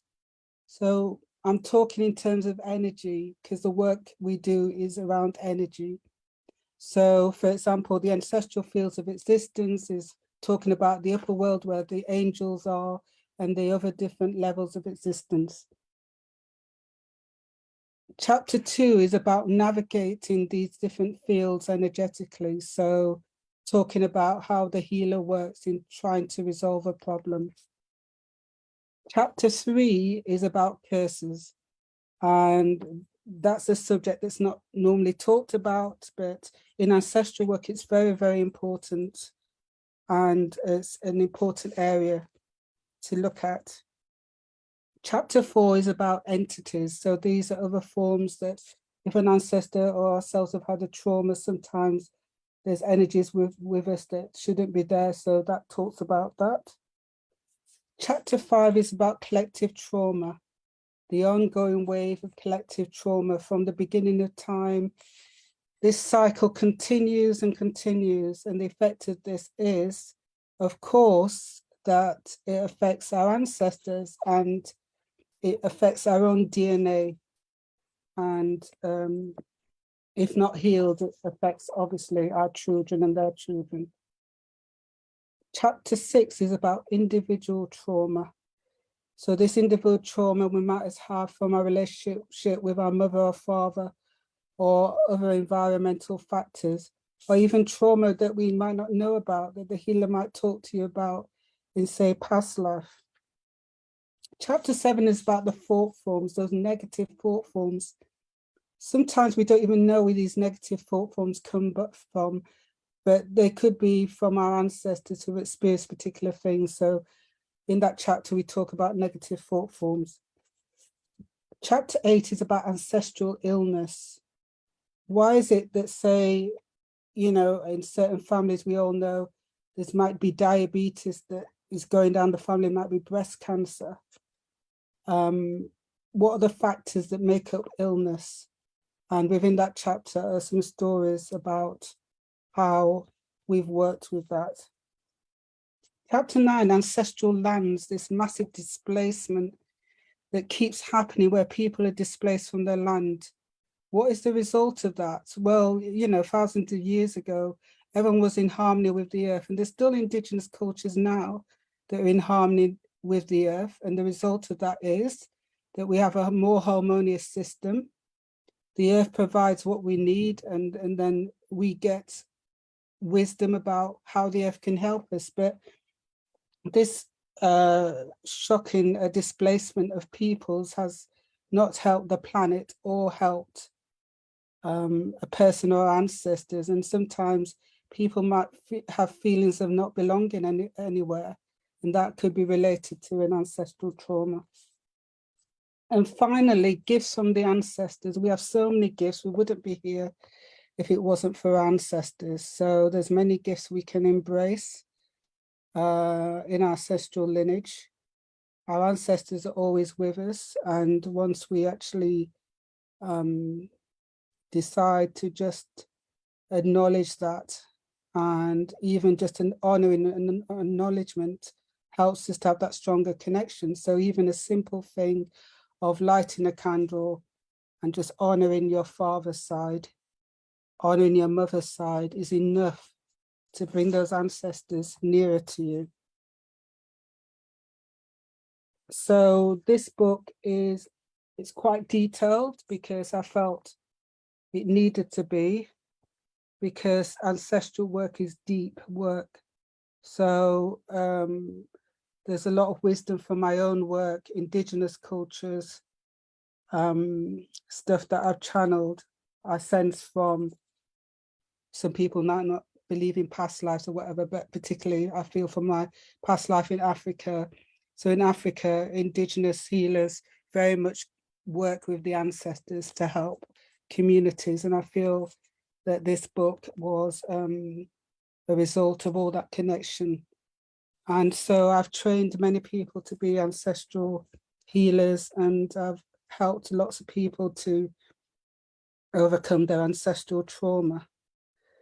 So thank you for listening. If you need to contact me or get my book's on Amazon, other online forums that, you know, like Barnes and Nobles, etc. I'm also on Instagram. I'll put my details on there. So thank you for listening. Thank you, McConnell. Okay, thank you very much. That was Anthea Durant. We're now going to go on to our next author, who is Tolu A. Akinyemi. He's also known as the Roaring Lion of Newcastle. Now, for those who don't know, Tolu A. Akinyemi, his company, the Roaring Lion Newcastle, are one of the sponsors of the Black Book Show. He's also a publisher as well, and he does many things, you know, to support authors, Black authors around the world, such as mentoring and etc. So, Tolu, I would like you to introduce. I'd like to introduce you onto the platform, Tolu. You can talk, you know, if you wanted to cover, you know, your publishing or your books. He's written multiple books, I think maybe 18, 19. I always lose count of the books the amount of books you've written. But Tolu, please, welcome again on the Black Book Show, and, you know, tell us, you know, where you're based and, you know, all about what you do. Good evening, everyone, and it's great to be here again tonight. I'm McConnell. Thank you for a great job. Like I always say, like every month here. So my name is Tolu A. Akinyemi. 1 minute, sorry. Yeah, so my name is Tolu A. Akinyemi, a multiple award-winning author. I write in the genres of poetry, short stories, children's literature, and essays. And like McConnell has said, I am based in Newcastle upon Tyne. I am also the founder of the Newcastle Review, a UK-based arts organization and literary platform. I'm also co-founder at Lion and Lilac. Lion and Lilac is a arts organization as well. And we have a magazine where we publish works of writers from around the world. That's for Lion and Lilac. And my publishing imprint is the Roaring Lion Newcastle. And we are committed to publishing works of Black authors from around the world. And so far, I have published 18 books. I have 2 forthcoming titles, and I have about 2 or 3 dusty manuscripts, which are also forthcoming in the next couple of years. Yeah, so briefly, I will. So in the UK, we are just rounding off our Black History Month here in the UK. So I'll be reading a couple of poems and excerpts from my collection of short stories. Yes, let me start. I'm reading from my collection of poems, Black Does Not Equal Inferior. And this is a collection of poems that is a form of a response to issues that affect Black people around the world. And the first poem I will read tonight is titled Black and Unique. And this is like a kind of prayer, a kind of mantra that every Black person should adopt. Okay, listen. Black and unique. I wish this can be your favorite poem. These words ordinances and creed a startling light. I wish you can see the uniqueness of your black skin, its glory shining like a dark armor. I wish you can rise above the tides of hate and the contraptions of oppression. I wish you can see through the dawning of each day that you are black and unique. I wish you can rise through the squalor of poverty and voices that watercolor you as underrepresented. I wish you can emblaze your name in gold and swim against every wave of hate. I wish you can rise above the labels, false identities stamped on you. You are black and unique. I wish this can be your favorite verse. And yeah, that reading was actually from my collection of poems, Black Does Not Equal Inferior, which is currently available on Amazon on sale for $3.96. So if anyone is interested in getting this, currently available for sale on Amazon. I would also just read a short excerpt from my collection of short stories, award-winning collection of short stories titled Inferno of Silence. And like I said, still in celebration of Black History Month in the UK, and the story I will be reading is titled, that I'll be reading an excerpt from, is titled Black Lives Matter. Take a listen. Boom, boom. Every ball blast into the net sounded like gunshots reverberating in the atmosphere. For a moment, as the crowd celebrated Igbobi Star's second goal, I saw a flash of myself seated among them in a wheelchair, whipping for my team, shoot for the stars. The late Uzochukwu Emefiele, who had long been buried, was on the touchline, backing others at us. The riotous thoughts made me feel, and my dazzling form on the football pitch was now a distant memory. I continued to crisscross the realm of hallucination and trauma intermittently. Ekemefuna, pass me the ball, one of my team members yelled, jolting me from the manic thoughts, playing ping pong in my head. I did, but with less enthusiasm, which continued till the 90th minute. We lost the match by 4-0. The supporters of the winning team chanted the song, Ole, ole, ole, ole. It felt like mockery to me. I had never been this dismayed because of a loss. I looked around the crowd, searching for nothing in particular, bits of sweat gathering on my forehead. Behind me was a group of youths clamoring for an autograph. I barely noticed them until a young couple at a distance, staring at me with disappointing gazes, caught my attention. I tried to pull myself together to fake a smile as I turned to face them, but my countenance betrayed my efforts. I could see their enthusiasm drop. Petrified, they walked off, one after the other. As I watched my disappointed fans walk away from me, I couldn't blame them. I am sorry, I tried to utter, but the phrase ended up in whispers. It wasn't me. It was my confidence that I was starting to lose in the club, a club I once loved and adored. I wore the jerseys of some of my favorite players in Shoot for the Stars, Ibadan, long before I was signed onto the team. It was my boyhood club. Dad and mom supported my dreams of being a footballer steadfastly, with every dime and sweat, until the day a fatal accident claimed their lives. Lucky will make us proud someday, Dad and his friends used to say when they watched me play in the community field during our locally organized football matches. Blackie has long legs like Kanu Nwankwo, another would remark. They called me Blackie each time my striking skills amazed and impressed them. Other times, I remained Ikemefuna. My dad often teased my mom that I was this dark in complexion, because she drank too much black coffee while pregnant and burned my skin in the process.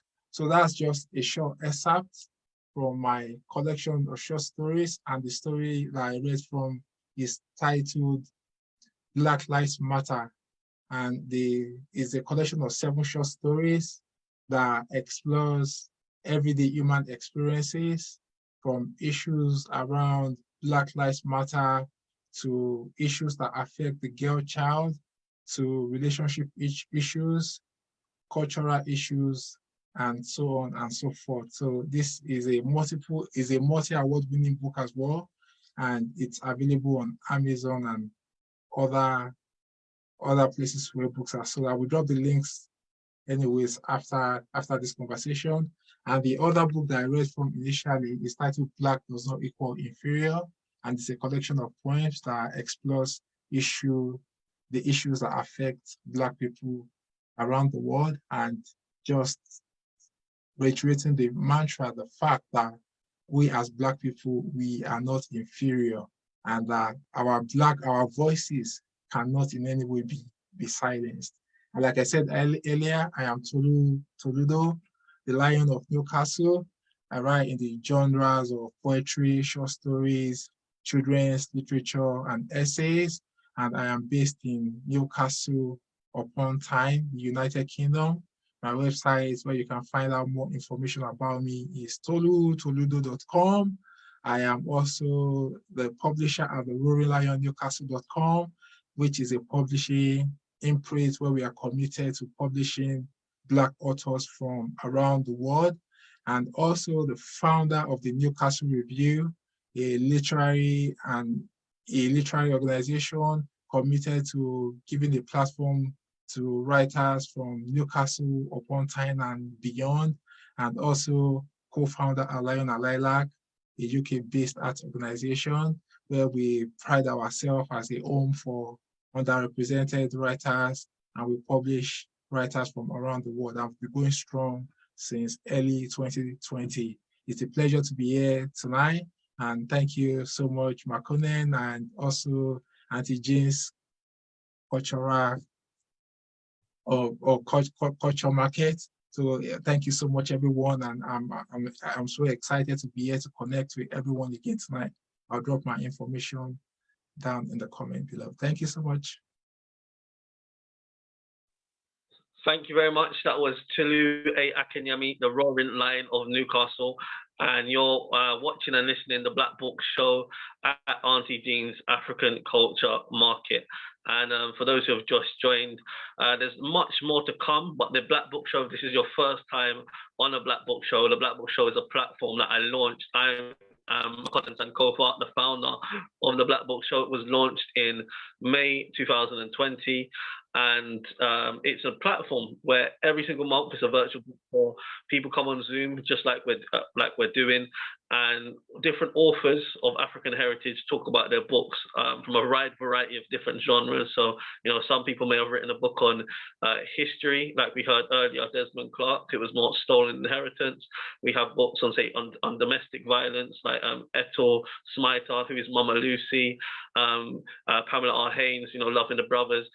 We have poetry like Tolu Akinyemi, and, you know, different authors. You know, it's every single month we have a variety of, you know, different authors that come on the platform, not just in UK, but many are very popular with, you know, with the international market, particularly in the United States of America. Many authors that come on from USA. We also have authors from other parts of Europe, and we have authors from Africa and the Caribbean. We don't have any authors that are joining us directly from the continent on this particular show, or the Caribbean, but we do have occasions of times when we have authors do not directly streaming from Africa. I normally spend half of my time at least in Africa anyway, so I'm normally there.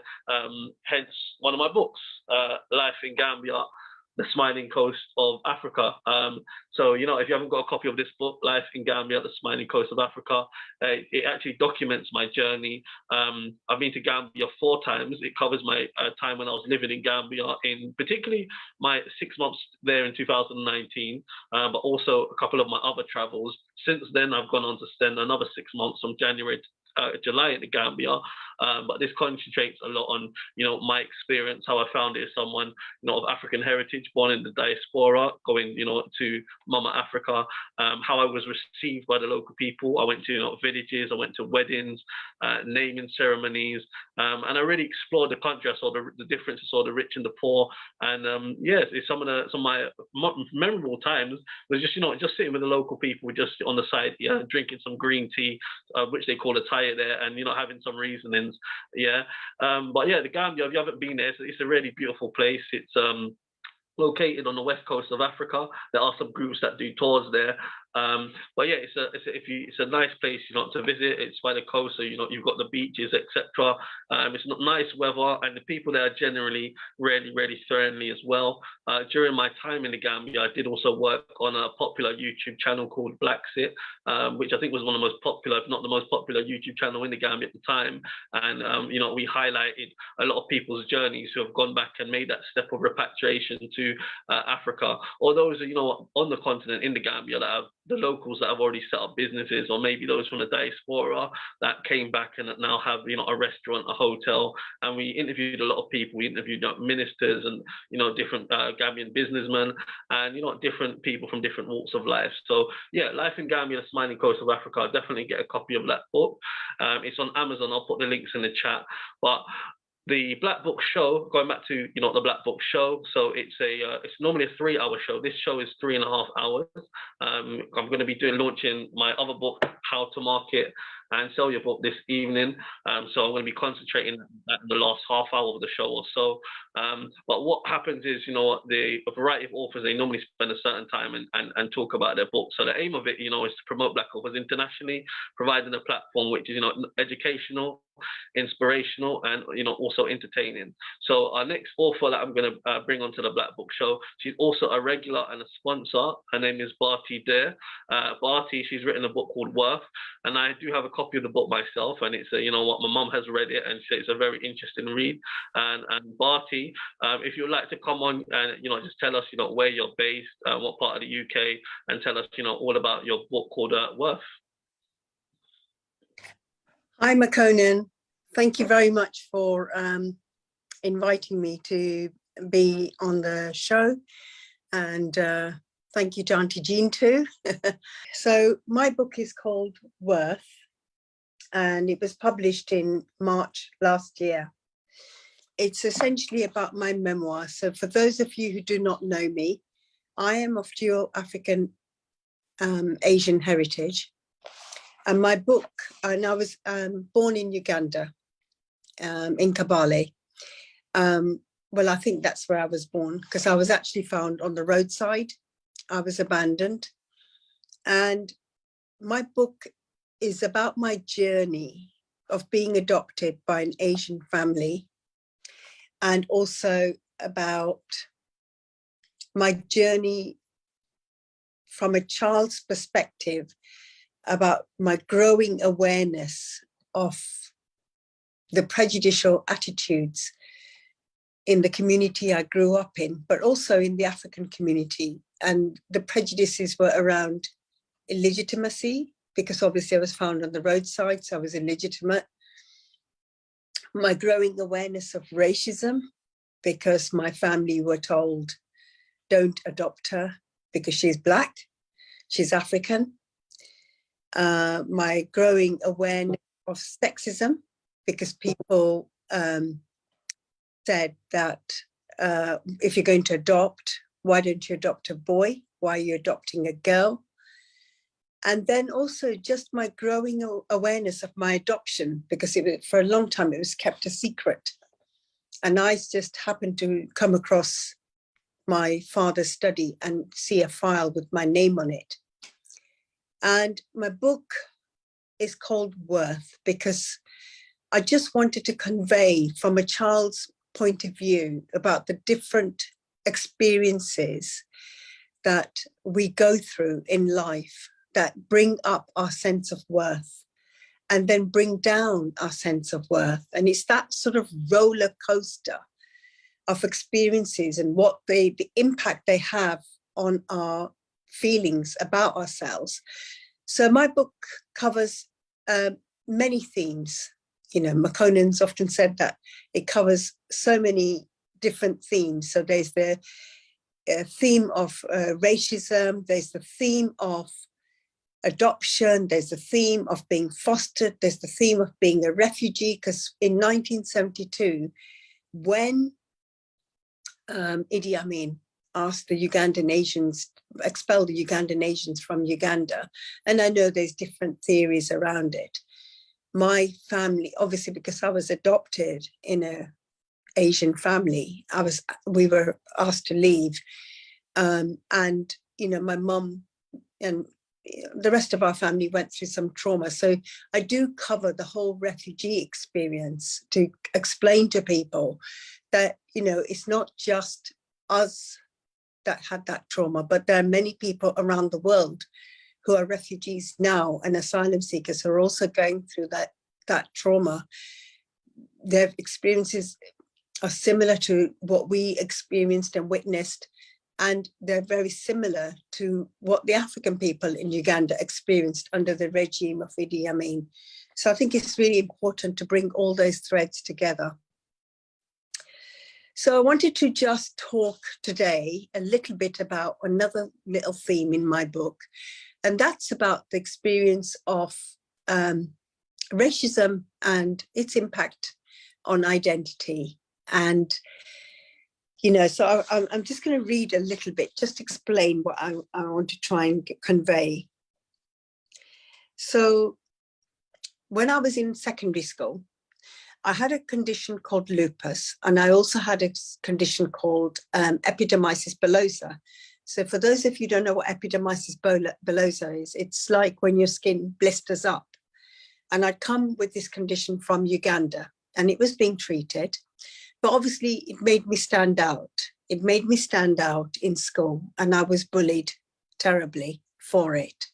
I was also bullied because of my name. So my whole identity was my feelings around my illness of lupus, epidermolysis bullosa, and also my name, which, so I was bullied. So the bullies used to call me names, and I've said the bullies invariably greeted me with, as they announced my arrival at school every morning, made me grateful for any offer of friendship.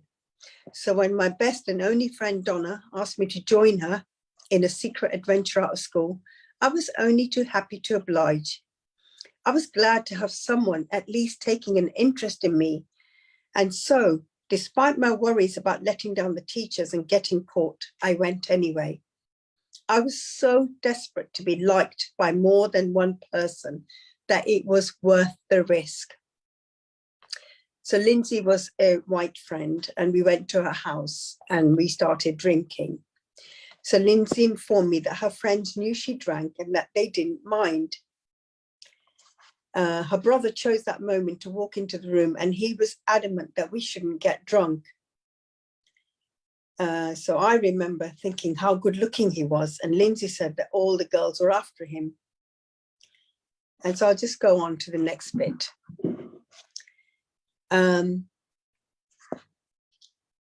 These furtive excursions continued. We'd invariably see Lindsay's brother, and he'd smile knowingly when we arrived.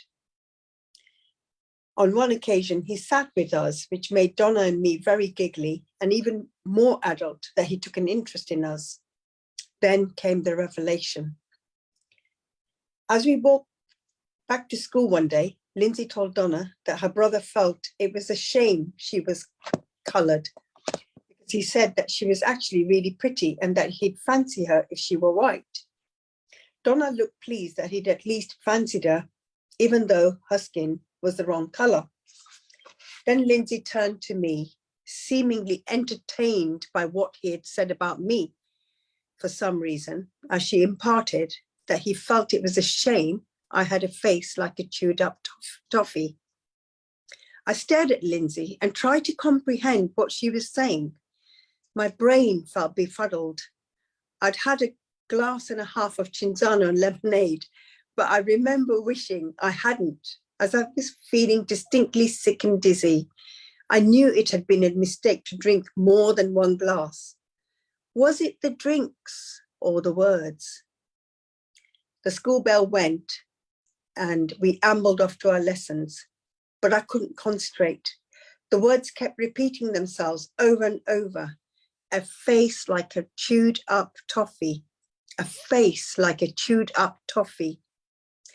I surreptitiously touched my face. I tried to feel the contours with my fingers to try and work out where it looked chewed up. Which part of my face had he referred to? That night, I stood before a mirror, examining my skin. I still had scars from the blisters I'd had from epidermolysis bullosa. Suddenly, all I could think was how my parents had lied to me when they said I was pretty, how my friends had lied to me when they said I was beautiful. I stared in the mirror, right into my soul. Wow, how had I not seen it? He was right. I did have a face like a chewed up toffee. I felt sad that no one had told me. Her brother was right. I was ugly. And I knew from that moment on that I was never going to believe anyone who told me I was pretty. So I wanted to convey just that small paragraph about the impact of words, the impact of racism on a young person's or a young child's mind. And I know that I'm not the only person who has experienced negative reactions. We, as Black people, we do experience negative, racist comments from a very young age, be it about our skin color, be it about our hair, be it about any features of that we have. And in my book, I've talked about the fact that I had spent so many years comparing myself to Eastern ideas of beauty, Western ideas of beauty. And I found myself wanting, because I kept comparing myself, and I found myself, I was lost. I couldn't see any redeeming feature about myself. Obviously, I've moved on from that, but I just wanted to convey in my book the sort of impact that racism has on a young person's mind, on a young child's mind. And that for some children, and I work as a social worker in child protection, you know, for some children, that feeling of inferiority never leaves them, you know. And I've come across children who will actively seek out, sorry, I've got light there, who will seek out white partners or white friends to try and feel accepted. And I've got nothing against that. You know, it's okay to have white friends, but it's okay. It's not okay if you think that that's the way to redeem your identity. That's the way to redeem your worth. You know, you don't depend on anybody to redeem your worth. You have that worth within you. We all have that worth within us. We're all worthy, unique individuals in our own right. And it's a friendship based on what that person's going to give you is based on a falsehood, because you will be compared and compared and compared. And so that's what I found in my book, in my book called Worth, that it's really important that we teach our children a sense of worth and a sense, give them that sense of beauty and belief in themselves from a very young age, because living in a society like this, they're going to get many messages that are negative, and those messages permeate our sense of worth. They permeate our sense of beauty. They permeate our sense of identity for who we are and what we are. And so I hope that my book, if any young person picks it, will give them that sense that actually find yourself. Don't get lost in other people's messages, especially the negative ones. You know, find yourself.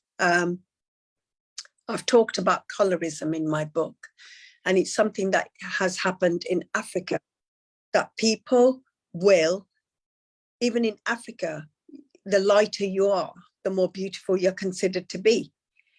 When the darker you are, the less attractive you're meant to be. I know it's a legacy from colonialism, but you know, those messages still stick. We still come across countries where we need to be proud of who we are, and we need to be proud of our children. And we shouldn't be comparing our children through colorism, you know, or through the racist ideology that has historically taught us that we're not good enough. We are good enough and we are worthy. I really hope you will pick up my memoir, Worth, and you will read it.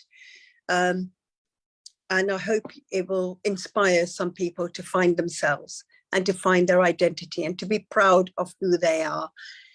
Worth is available on Amazon. It's also available in Waterstones and in all the major bookshops. It's I hear that on W.H. Smith you can get it online.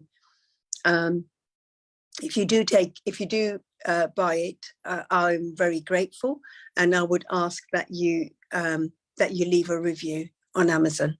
People buy. It's also available in audio version as well.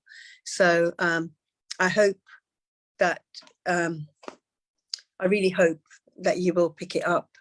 Sales are a bit low, so I just hope that people will be inspired today to pick up this book and to read it. Thank you very, very much. Thank you, McConan. Thank you, Auntie Jean. Thank you very much. You're more than welcome. Thank you. Okay, Auntie Jean, you're back with us. Yes, flew back in, just got home.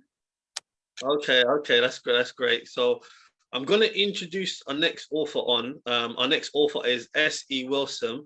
I had the pleasure of speaking to him recently about his book, The Nephilim. He was interviewed on the Black Books, the radio show and podcast. So S.E. Wilson, please come on, start by telling us, where you're based, and then tell us all about your book, The Nephilim. Yeah. Hi, Vakanin. Hello there, everybody. Good evening and good afternoon to all those in the States. Really happy to be on here. I'm enjoying the opportunity and just hearing everyone's stories.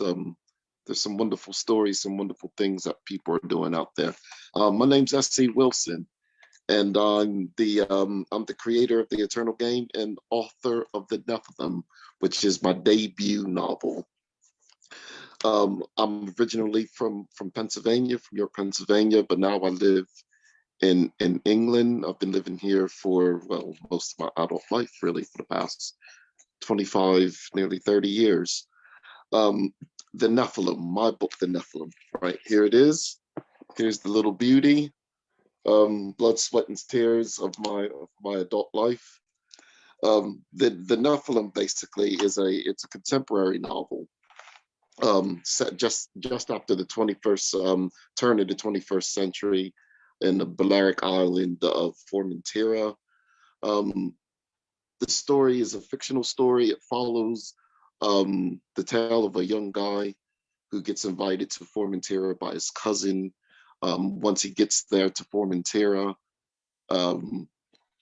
after a long absence because of an incident that happened in Barcelona 10 or so years before previous-hand. Anyway, he gets there, he learns about his cousin's friendship group, and that she has a very complex relationship around the friendship group. And he starts to learn that the other people there know more about why he's in Formentera than he actually does. And as he starts to unravel their secrets whilst trying to keep his own, and he starts to gets befriended by the main character, the eponymous Nephilim himself, Nathaniel. He starts to learn that his life is in danger, and not just his life, but everyone's life is in danger as he starts to unravel what's really going on. It's a conspiracy type story.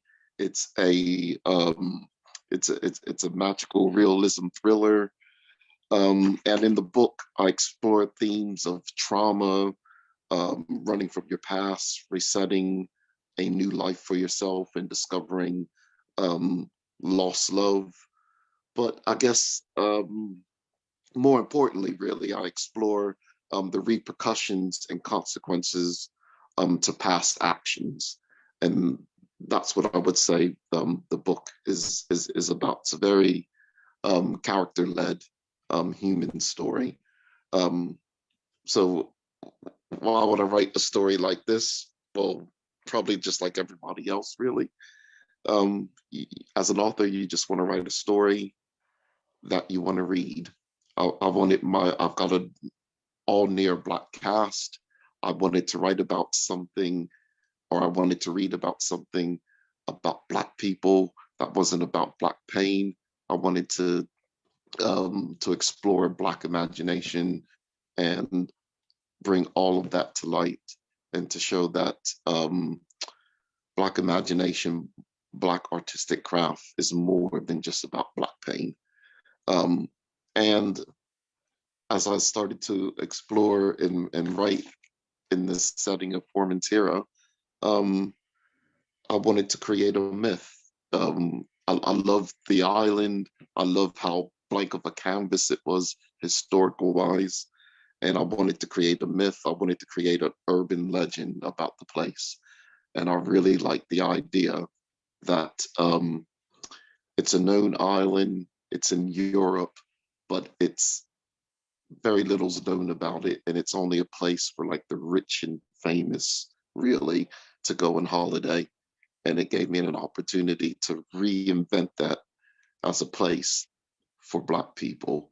And even though Black people of colors, you wouldn't normally see them there, I've reinvented the place as a place that this is a place where people of color go. And I used artwork and imagery to help make it my own. Yeah, so that's my book, The Nephilim. It's taken me like 20 years of my life to try to write it. It's been a long journey. I released the ebook in June of this year, and I released the paperback in August 18th. I think it was just before I did the first appearance with McConnell on his Black's Book Show. And I just released the hardback as well, just earlier this week. There it is. And my book is an illustrated novel. I'll try to find some illustrations for you.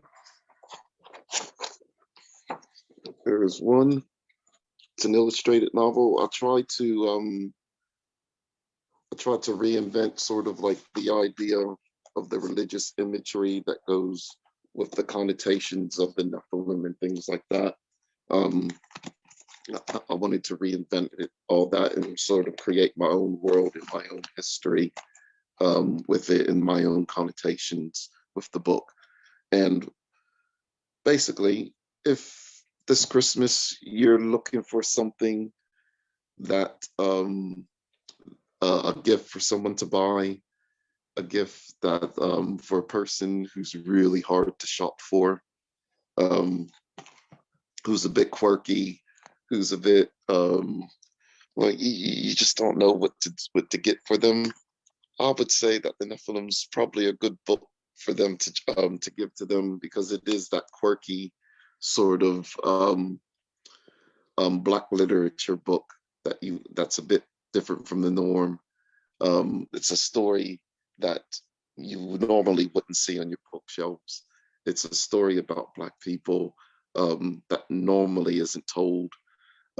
People look at it, think it's a fantasy type book.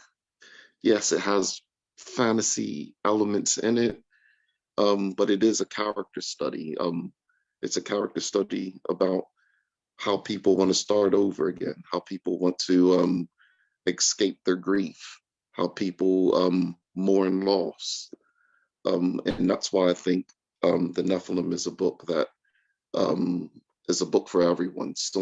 Everyone will get something out of it at some point or another in the book and in the characters. The Nephilim is the first of 13 planned books in the series. Yes, 13. It's a bit, it's a bit ambitious, but I've already got 2 that I'm developing in parallel at the moment, because I've just got so many ideas in my mind at the moment. But yeah, I think it's going well. I'm doing lots of promotion.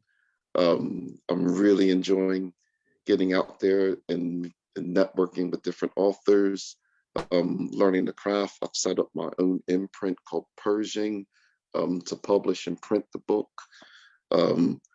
And I really enjoy getting out there, getting to the conferences, hearing the different authors talk, hearing about their journey, hearing about how writing helps their healing. It's helped my healing as well.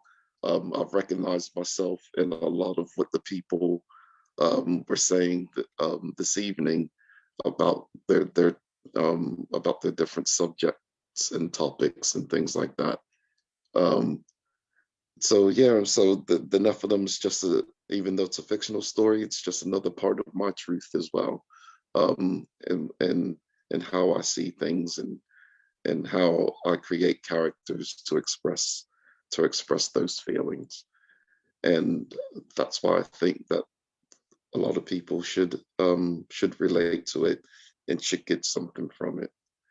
And that's it. That's all I have to say about it, McConnell. I'm just going to actually say something. So this is Wayne Haynes from Truth Communications, Media and Publications. He's one of the sponsors of the Black Book Show, and you can see the logo, the Black Book Show sponsor. Wayne is unable to make the Black Book Show this evening, but he's featured on a Black Book Shows recently. I was actually on it last show, and he will be on it regularly going forward. So what we're going to do now is play a presentation that Wayne he actually did on the Black Book Show last month. And yeah, you can listen to what his company, Truth Communications, Media and Publications, what they offer potentially if you may be interested in the services they have. So Auntie Jean, if you would like to press play, and we can watch the clip. Here we go. So Truth Communications was actually an organization that was downloaded to me a number of years ago. I mean, divinely downloaded. I'll just leave it at that. A transitional time I was in my life, and I was going from the corporate world to my own businesses and so on, and some family things we were involved in corporately. And so Truth is an acronym that came to me as trusting righteousness under the heavens. I didn't make that up. It just came to me, and I ran with it. And it was what I felt it was going to be a digital publications and media corporation. I mean, that's what was basically laid out to me. And I went and I bought the domain name and I built the business plan and all that. And it went immediately published a magazine right after that, a first of its kind, a 32-page high gloss magazine. Never did that before, and it was just phenomenal how it all just came together. But anyway, that was several years ago. Now, Truth, where dreams, bring your dreams alive. That's our goal, and that's part of my passion, is to help people to closely with writers, really in the context of self-publishing. Okay, we're not taking royalties. I've got my own platform, which I'll talk a little bit about, but as it relates to getting your book out there. You already have your book. Okay, great. If you want extra marketing, and we can certainly do that in a digital realm. My expertise is in technology and the digital space, including digital marketing and so on. So this is an example of my book here, but this is what, the presentation I'm just going to take you through, I start out with. All right, so publication and marketing services, really a digital focused services that we provide, helping authors and businesses, small businesses alike, to bring their dreams to life. It could be a book, it could be a poem, it could be a magazine, whatever that need is to publish, to get that message out there. We work very closely with our skilled end-to-end talent to publish that content for you. We focus, as I mentioned, on digital, but doesn't mean you don't get print. You do get print. We just don't, unlike some of the traditional and larger publishing companies, you invest in thousands of dollars to get, X number of copies that may sit in your garage. We focus on getting you results. We focus on getting you your digital copy in the digital space, but also to the printed space and across the various platforms, Ingram Spark, Creative Space, KDP, which is Amazon. And this is an example. This is something that I've created, okay, that we use to walk you through a process. We take your author's manuscript and we walk through the various stages. We'll create an ISB and we'll help you with it, getting the ISB, and we'll get you the publication, the proofing, and the cover design if needed, and all the way through the design. All these stages we work with you, and you approve each of the stage before we move into the final stage. And along the way, we'll help you with some pre-sales if you want to do illustrations and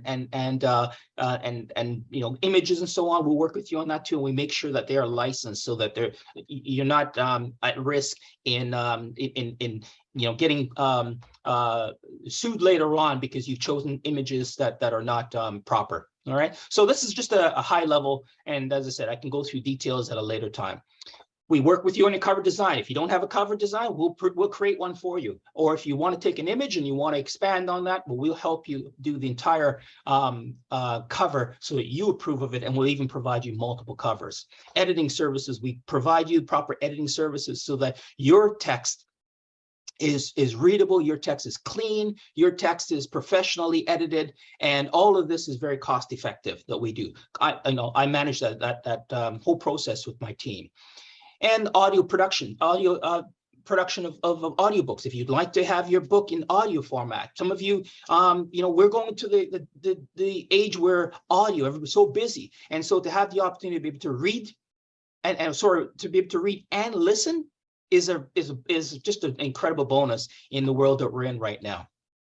And then, of course, digital marketing services we provide you. And I'm not going to read all this. I'm just going to quickly go through this. And of course, strategic promotional services that we provide, whether it be online or you want to do a live session or Zoom sessions, whatever those types of things are, including promotional materials and so on to help you. So the whole gamut we'll help you with, and each of these are different stages.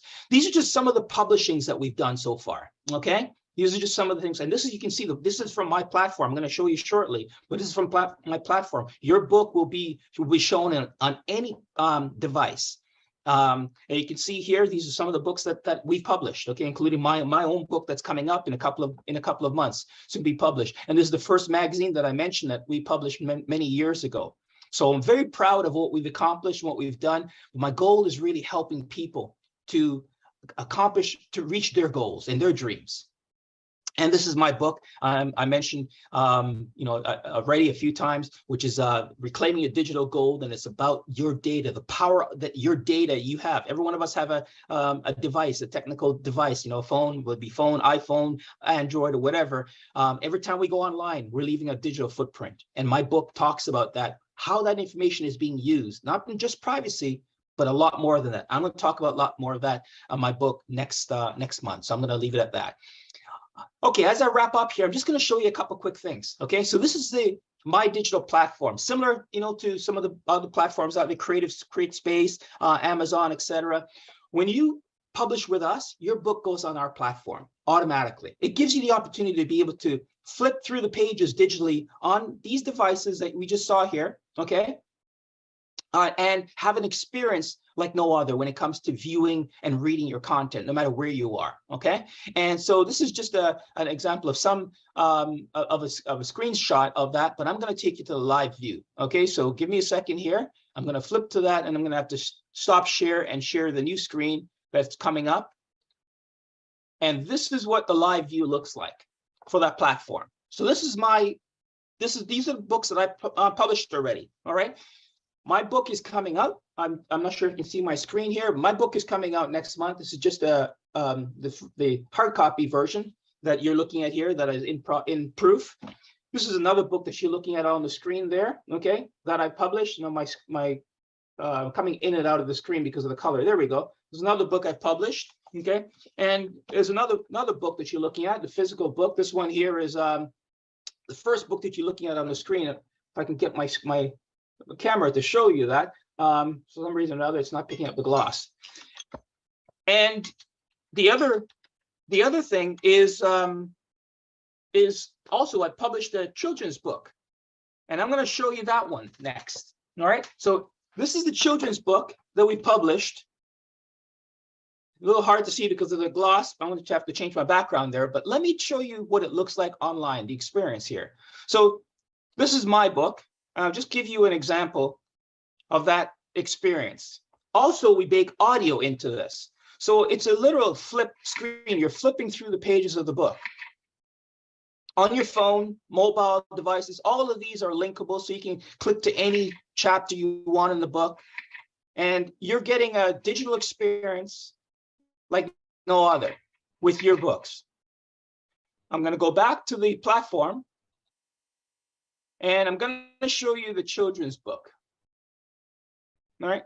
So this is a children's book that we published. Help a lady here locally in Toronto publish, and all of the images that you see here is original. Everything was written. We could receive the text, and that's what we started with, and the rest. This is entirely with Truth Communications publishing this.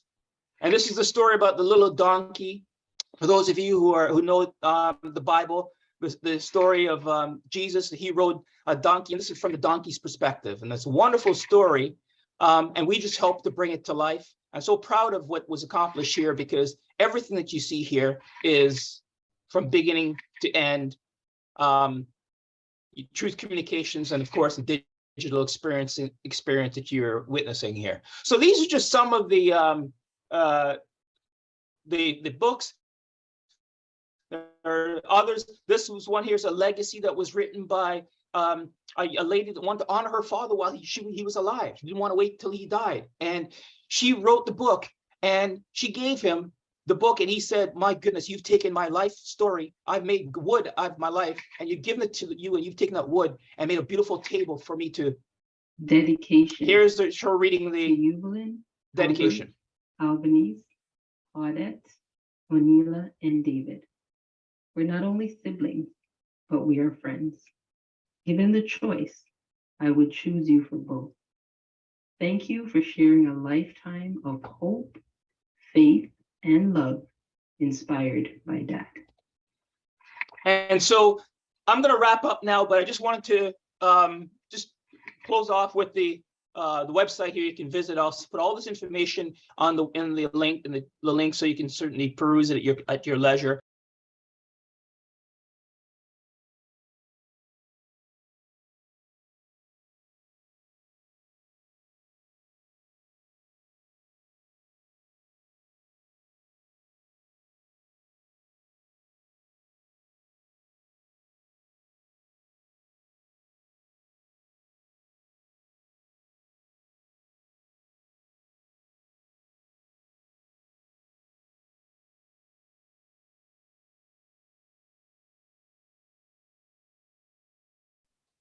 So that was a presentation by Wayne Haynes. Wayne Haynes from Truth Communications.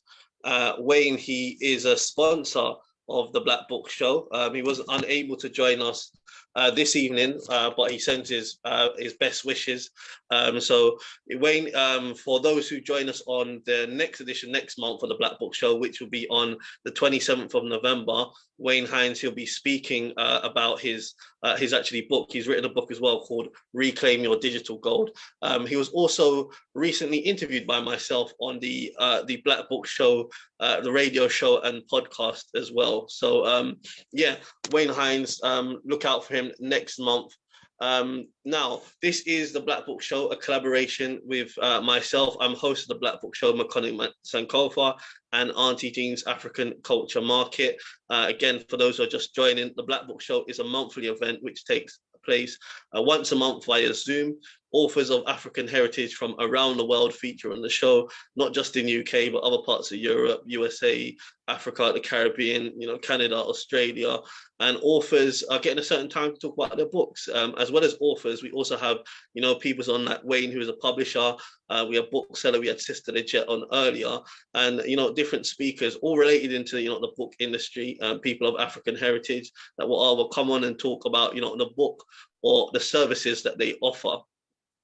Now, this evening is a very special show. The reason why it's special because I will be, it's a book launch of actually my new book, How to Market and Sell Your Book, A Guide for Beginners. I've talked about it very briefly earlier in the show, but I'm going to be speaking about it a bit more. You've also heard me speak about very briefly about my first book, The Rise of Rastafari, Resistance, Redemption, Repatriation, and also, Life in Gambia, The Smiling Coast of Africa.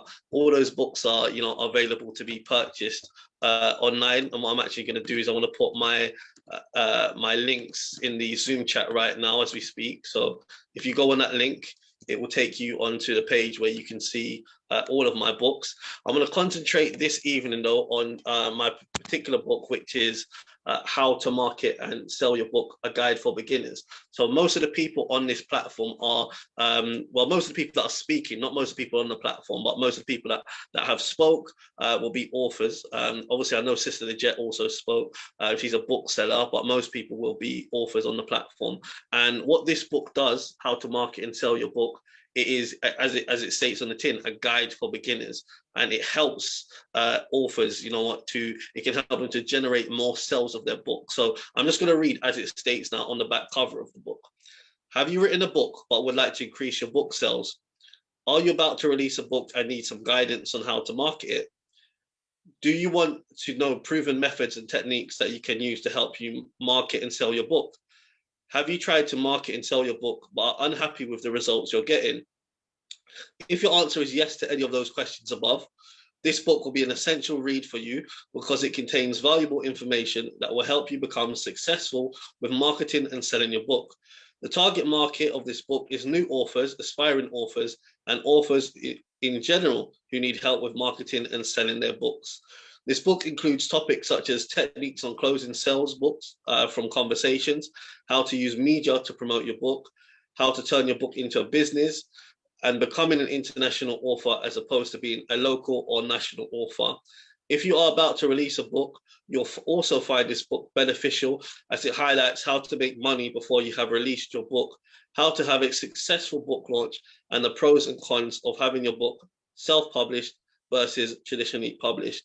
So yeah, that is in a nutshell what the book is. Now, a little bit about my background as well, because this relates to it. Not only am I the author of these 3 different books, but in terms of professionalism, obviously I've got the Black Book Show, which I host every month. I've also got my radio shows that I do offer coaching for authors as well. And but I do come from a sales background. Since I'm just turned 32. Since I've been 19, I've been in sales, and I've worked for some of the the best sales companies, most established sales companies in the world. Everyone would have heard of Virgin Media, Sky, Samsung, Curry's PC World. I've been a top seller for all those companies, whether in the country, whether in the store, whether in the region. So I come from a sales background, and what I've utilized, what I've realized is a lot of those kind of skills that I've been able to take from having a sales background and use them into selling my books along my book journey.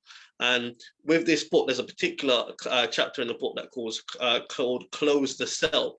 And that particular chapter talks about the different techniques that you can use in terms of having a conversation with people. And that could be, whether you're at an event, that could be whether you're speaking to, your friend on the phone, or someone, you could be meeting someone anywhere. I mean, you could be you could be going to work, for example, and you just strike up a conversation with someone, and how you can then turn that into, sales of your book. And also it could be social media, how you can use social media, the kind of messages that you can post, that can help you generate sales. And these are proven strategies that I have used. So I've been a best-selling author of 2 of my books. I'm hoping my 3rd will be a best-selling author. Some authors, struggle to make the money back from publishing the book. This book, How to Market and Sell a Book, its book launch is today, I've already made over double my money back from this book. Yeah, through the sales that I've been able to generate from book and other things that I do, such as the courses that I do, for example. So another thing that this book shows you is, how you can turn your book into being a business and having add-ons and extra products. So, for example, I remember, even with my first book, The Rise of Rastafari, which was released initially at Auntie Dean's African Culture Market in 2019. But when I was at that event, I had other additional Rastafari themed items that were there, African pennants and other stuff. And when I posters, and when I go to other events, I will have that Rastafari themed products that I can take with me as an additional African themed products as a sell-on. If you've written a cookbook, for example, you may have your own your own source. If you've written a book on say health, for example, you may have some herbal teas or supplements that you can take with you. But basically, it shows you different ways, and not just products, but also services that you could possibly add on addition to your book. Because the reality is, you've got to sell a lot of books if you're going to make money off of it. The reality is, most people with books, it's a good supplementary income. It's a good something on the side. Like, it can help pay certain bills, or it can help you to a certain stage. Most authors, you're not going to be a millionaire off of just writing a book or writing a couple of books. That's the reality. Even I would say even this book, I said it's a guide for beginners. I would probably determine a bin. I think if you're making probably less than £300 a month on book sales, probably I would suggest that's a beginner. People that are over that kind of £300 a month would probably be, or say even 500, you could say. And when I mean money, I don't mean retail sales now. I mean the actual profit you get on a book. Because say if a book sells at 15, the profit that could be, for an example, it could be that you might make £6 off of the book. If you sell a book at £12, it might make £5. I mean that profit margin. So if you're making, I would say, £500 profit every month, even if you make £300 profit every month, that's very good.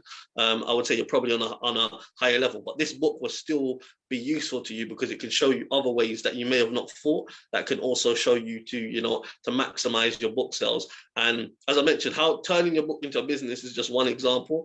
There's different things that we cover on social media. Whether it's through Facebook ads, whether it's through how to use a YouTube channel, or how to use your YouTube channel effectively. There's other social media social media platforms that have helped me on my journey, and that can also help you, such as Clubhouse. I'll just give one away. Clubhouse, a really important platform that can help you to network in, and if you're in the right place, you make the right connections with people, it can lead to other things. Networking is very, very important when it comes to to book sales, and doing collaborations with people as well. Very, very important. So this book covers a wide variety of different topics. It also pre-sales. I mentioned earlier, I've made over my double my money back on publishing costs before my book's been pre-sold. So if for those authors that are on the platform, you don't have to wait until your book is launched at an event. You can sell copies of your book well before it's even launched. Yeah, and that's great, because obviously you want to get your money back on your investment straight away. Yeah, you want to get return. Some authors don't even make their money back on publishing. They may spend 2,000, 2,500, 1,500, whatever they spend, and they don't even make the money back on publishing, or it takes them how many years.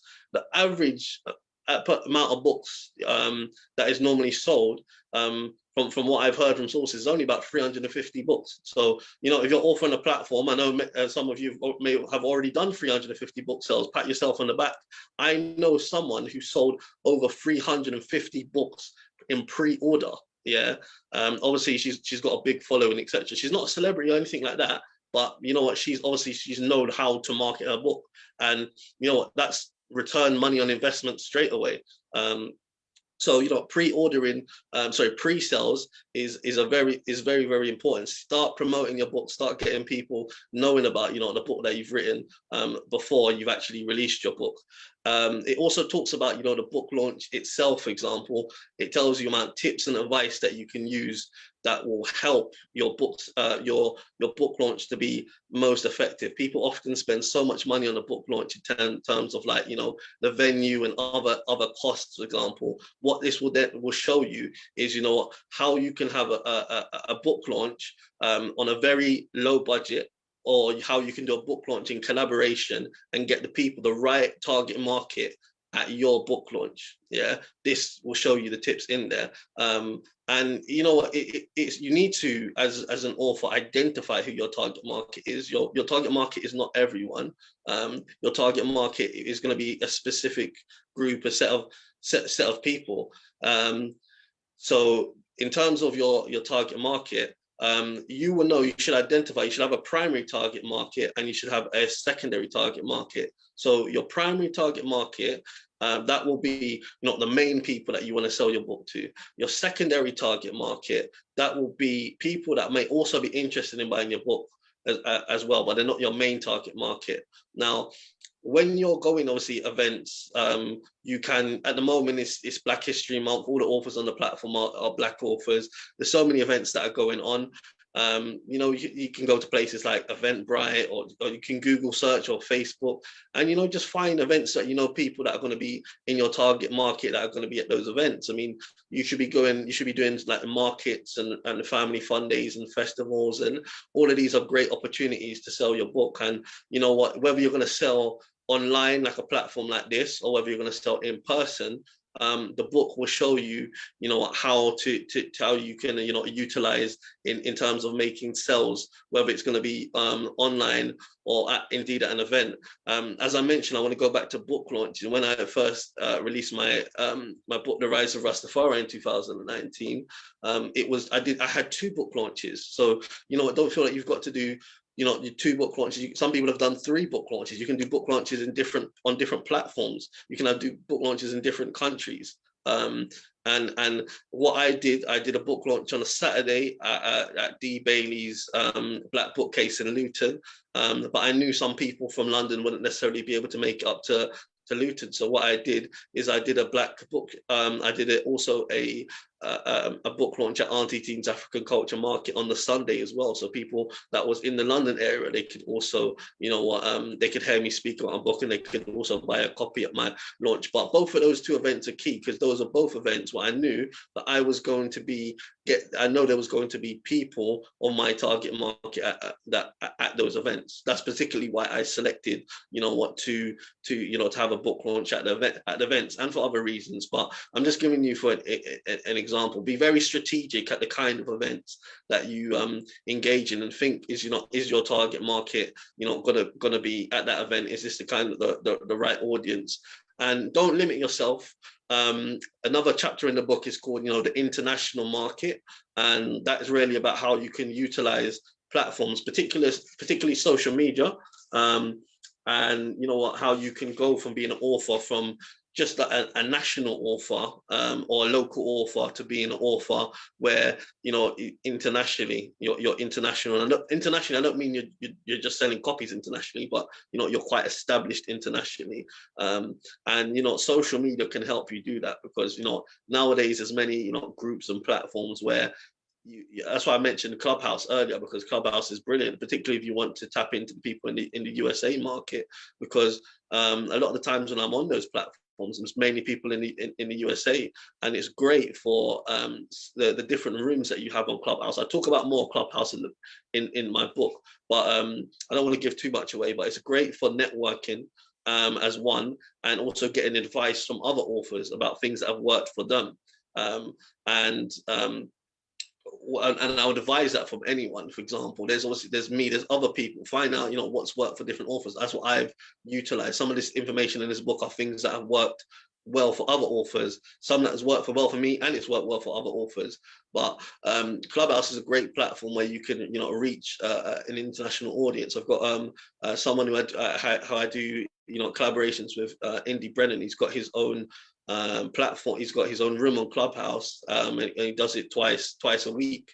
And it's again a great place. He has authors that come on and pitch and sell their books. And there's other different rooms that can help you get international exposure. The Black Book Show, this is a prime example. You know, authors that are on the Black Book Show. This is getting your book out, you know, internationally, not just to, you know, people in the UK, but also, you know, in people in Europe and in Africa and the Caribbean. In all over the world. You know, the Black Book Show, the video, it goes to a YouTube channel called P English Literature, and P English Literature, he's got over 2,000 subscribers internationally, yeah, and not just Black people with different ethnic backgrounds from different countries, all book lovers interested in books. So it's all about, you know, finding ways that you can really position yourself as an international author, and I would say it makes a lot more sense to do this because if you've written a very niche book, let's just say you've written a book on chess, just as an example, and let's just say maybe there's, you know, 1 million chess lovers in England, yeah. Now, if you look at how many people that love chess in the whole world, yeah, you've got millions of people, yeah. So you're then pushing yourself out there to a much more bigger market than limiting yourself to just how many people like chess in England. And I'll use that example relevant to actually both my books. The Rise of Rastafari, this book is aimed at, you know, people of African heritage. We live in England. England has got a very small amount in terms of world population of people of African heritage. But then if I look at, you know what, I do want people in England to buy the book, but I also want Black people, there's people in the Caribbean, people in Jamaica, Caribbean, there's people in Africa, there's people in USA. So if I now look at, you know what, people of African heritage around the world is my target market, which it is, you know, I've got millions, billions of people that become my target market instead of like maybe 2-3 million Black people in England. Likewise with my book, Life in Gambia, The Smiling Coast of Africa.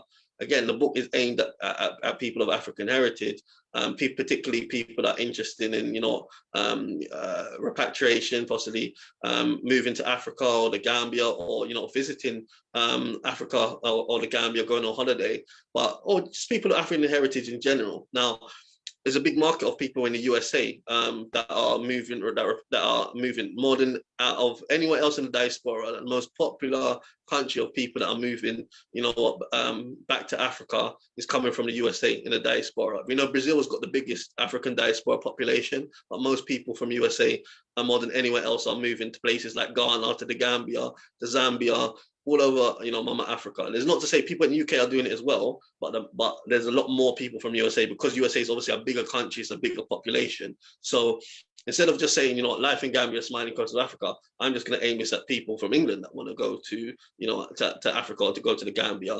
My book is out there. People in USA are buying the book all the time. It's more people. So it's about strategically marketing yourself, strategically, you know, putting yourself out there in terms of your market.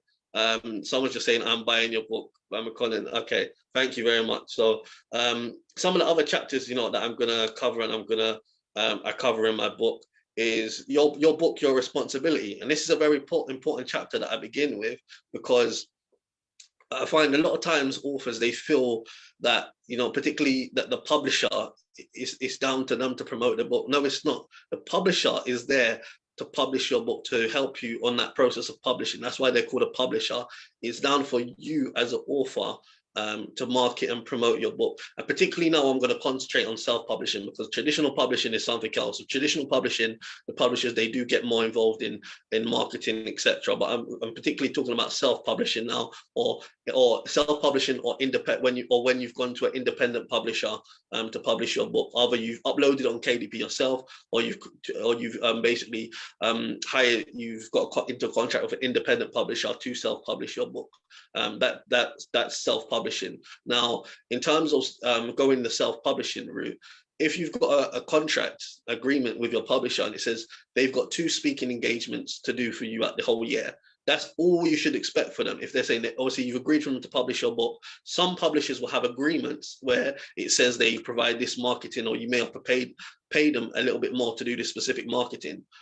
If you haven't, if that's not in agreement, don't expect them to do that. They're only going to do, you know, the basics, what's in the agreement. They may do more, but it's not down to them to do more. So don't put the burden on them to or expect them. It's down to, it's your book, so it's your responsibility. It's down to you to market your book. Even if you've had your book traditionally published, yeah, I would still buy it. If you still want, you know, you can still, I would still say go out there and market it as much as you can to really maximize your sales. So this is what, you know, that chapter, your book, your responsibility is.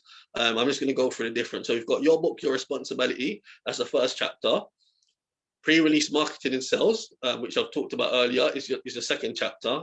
You've got book launch and online events. So I've spoken about book launch, online events. I've talked a little bit about social media, online events such as, you know, this, or, you know, it could be other, you know, Zoom calls, or it could be, you know, other webinars that you do, or other speaking engagements that you do online, basically.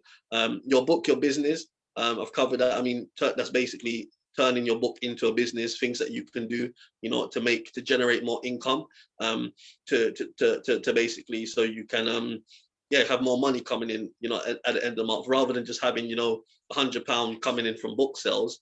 You can have £1,000 coming in from having a book business. Yeah. So that's what I would, that's what this book can show you. And I'm speaking, you know, as when I talk about these points, you know, what I'm content in the book. Remember, I'm someone coming from experience, not somebody who's just written a book. I've got 3 books. I've turned a book into having a business, which generates me enough money to live. So you're talking about someone who's actually got the experience, the expertise, and the background, the pedigree. Now, marketing and selling at events.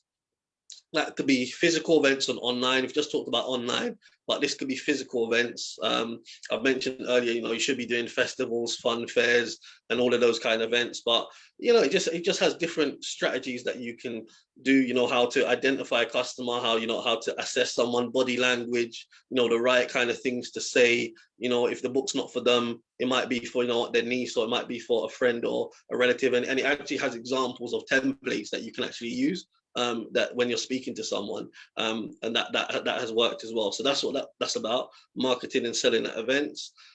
Selling your book online. Most people are selling their books online on Amazon, but this covers Amazon, you know, websites. You've got Barnes and Nobles, you've got Waterstones, you've got different places you can sell your books online. It looks at the pros and cons of them, and it shows you, you know, different tricks on Amazon, how you can use Amazon to get the most, you know, out of your money. There are certain things that you can do, which are explained in this book as well. Building a strong media presence, very, very important, you know, to have a strong following on social media. You can build that in various ways. Some people can do it for a podcast on like Apple Podcasts or Spotify. It could be on YouTube. It could be Instagram, on Facebook, etc. You know, the importance of building a strong media presence, and also building a digital identity. So, you know, people seeing you as an author. It could be, you know, when you're on, you put yourself as on my Facebook, on my Instagram, I'm author Colin Sankofa. I want people to know I'm an author, be seen as an author, and how to create a digital identity amongst yourself. And there's various different things in the way you post on your Facebook, and strategies which can be implemented, you know, to really build a strong media presence. Now, with me, I do have a background anyway in terms of my strong media presence. As I mentioned earlier, people know me from different backgrounds. I've been, you know, a community activist for about 10 years now. So a lot of people within the community do know who I am. So I've built a network in sense of that aspect, particularly the Pan-African community. I've built, you know, a reputation, if you will, in terms of that, but also the other work that I've done. So I mean, a part of organization Luton Black Men Community Group. I still used to go to London and do different events. I was very active, particularly as a young person. So I've got that. When I was in the Gambia, as I mentioned earlier, when I was in the Gambia, I worked on a YouTube channel called Black Sit with a lady called Juliet Ryan, and that was one of the most popular YouTube channels in Gambia at the time. So again, that we had thousands of people, probably an average about 10,000 people that watch our videos. Blacksit's probably got about 60,000 subscribers now. So yeah, again, that's all how I've managed to, you know, build a profile. And since becoming an author, more other platforms have opened to me. And this is what something that you should notice, that when you're being an author is like, writing a book is just the key to the door that can open you to other things. It can open you to going on other platforms that you may have not been invited to had you not been an author, because you are seen as an authority on a topic as you're being an author. And yeah, it can just lead from one thing onto the other. So building a strong media presence is crucial. I've touched on into the international market.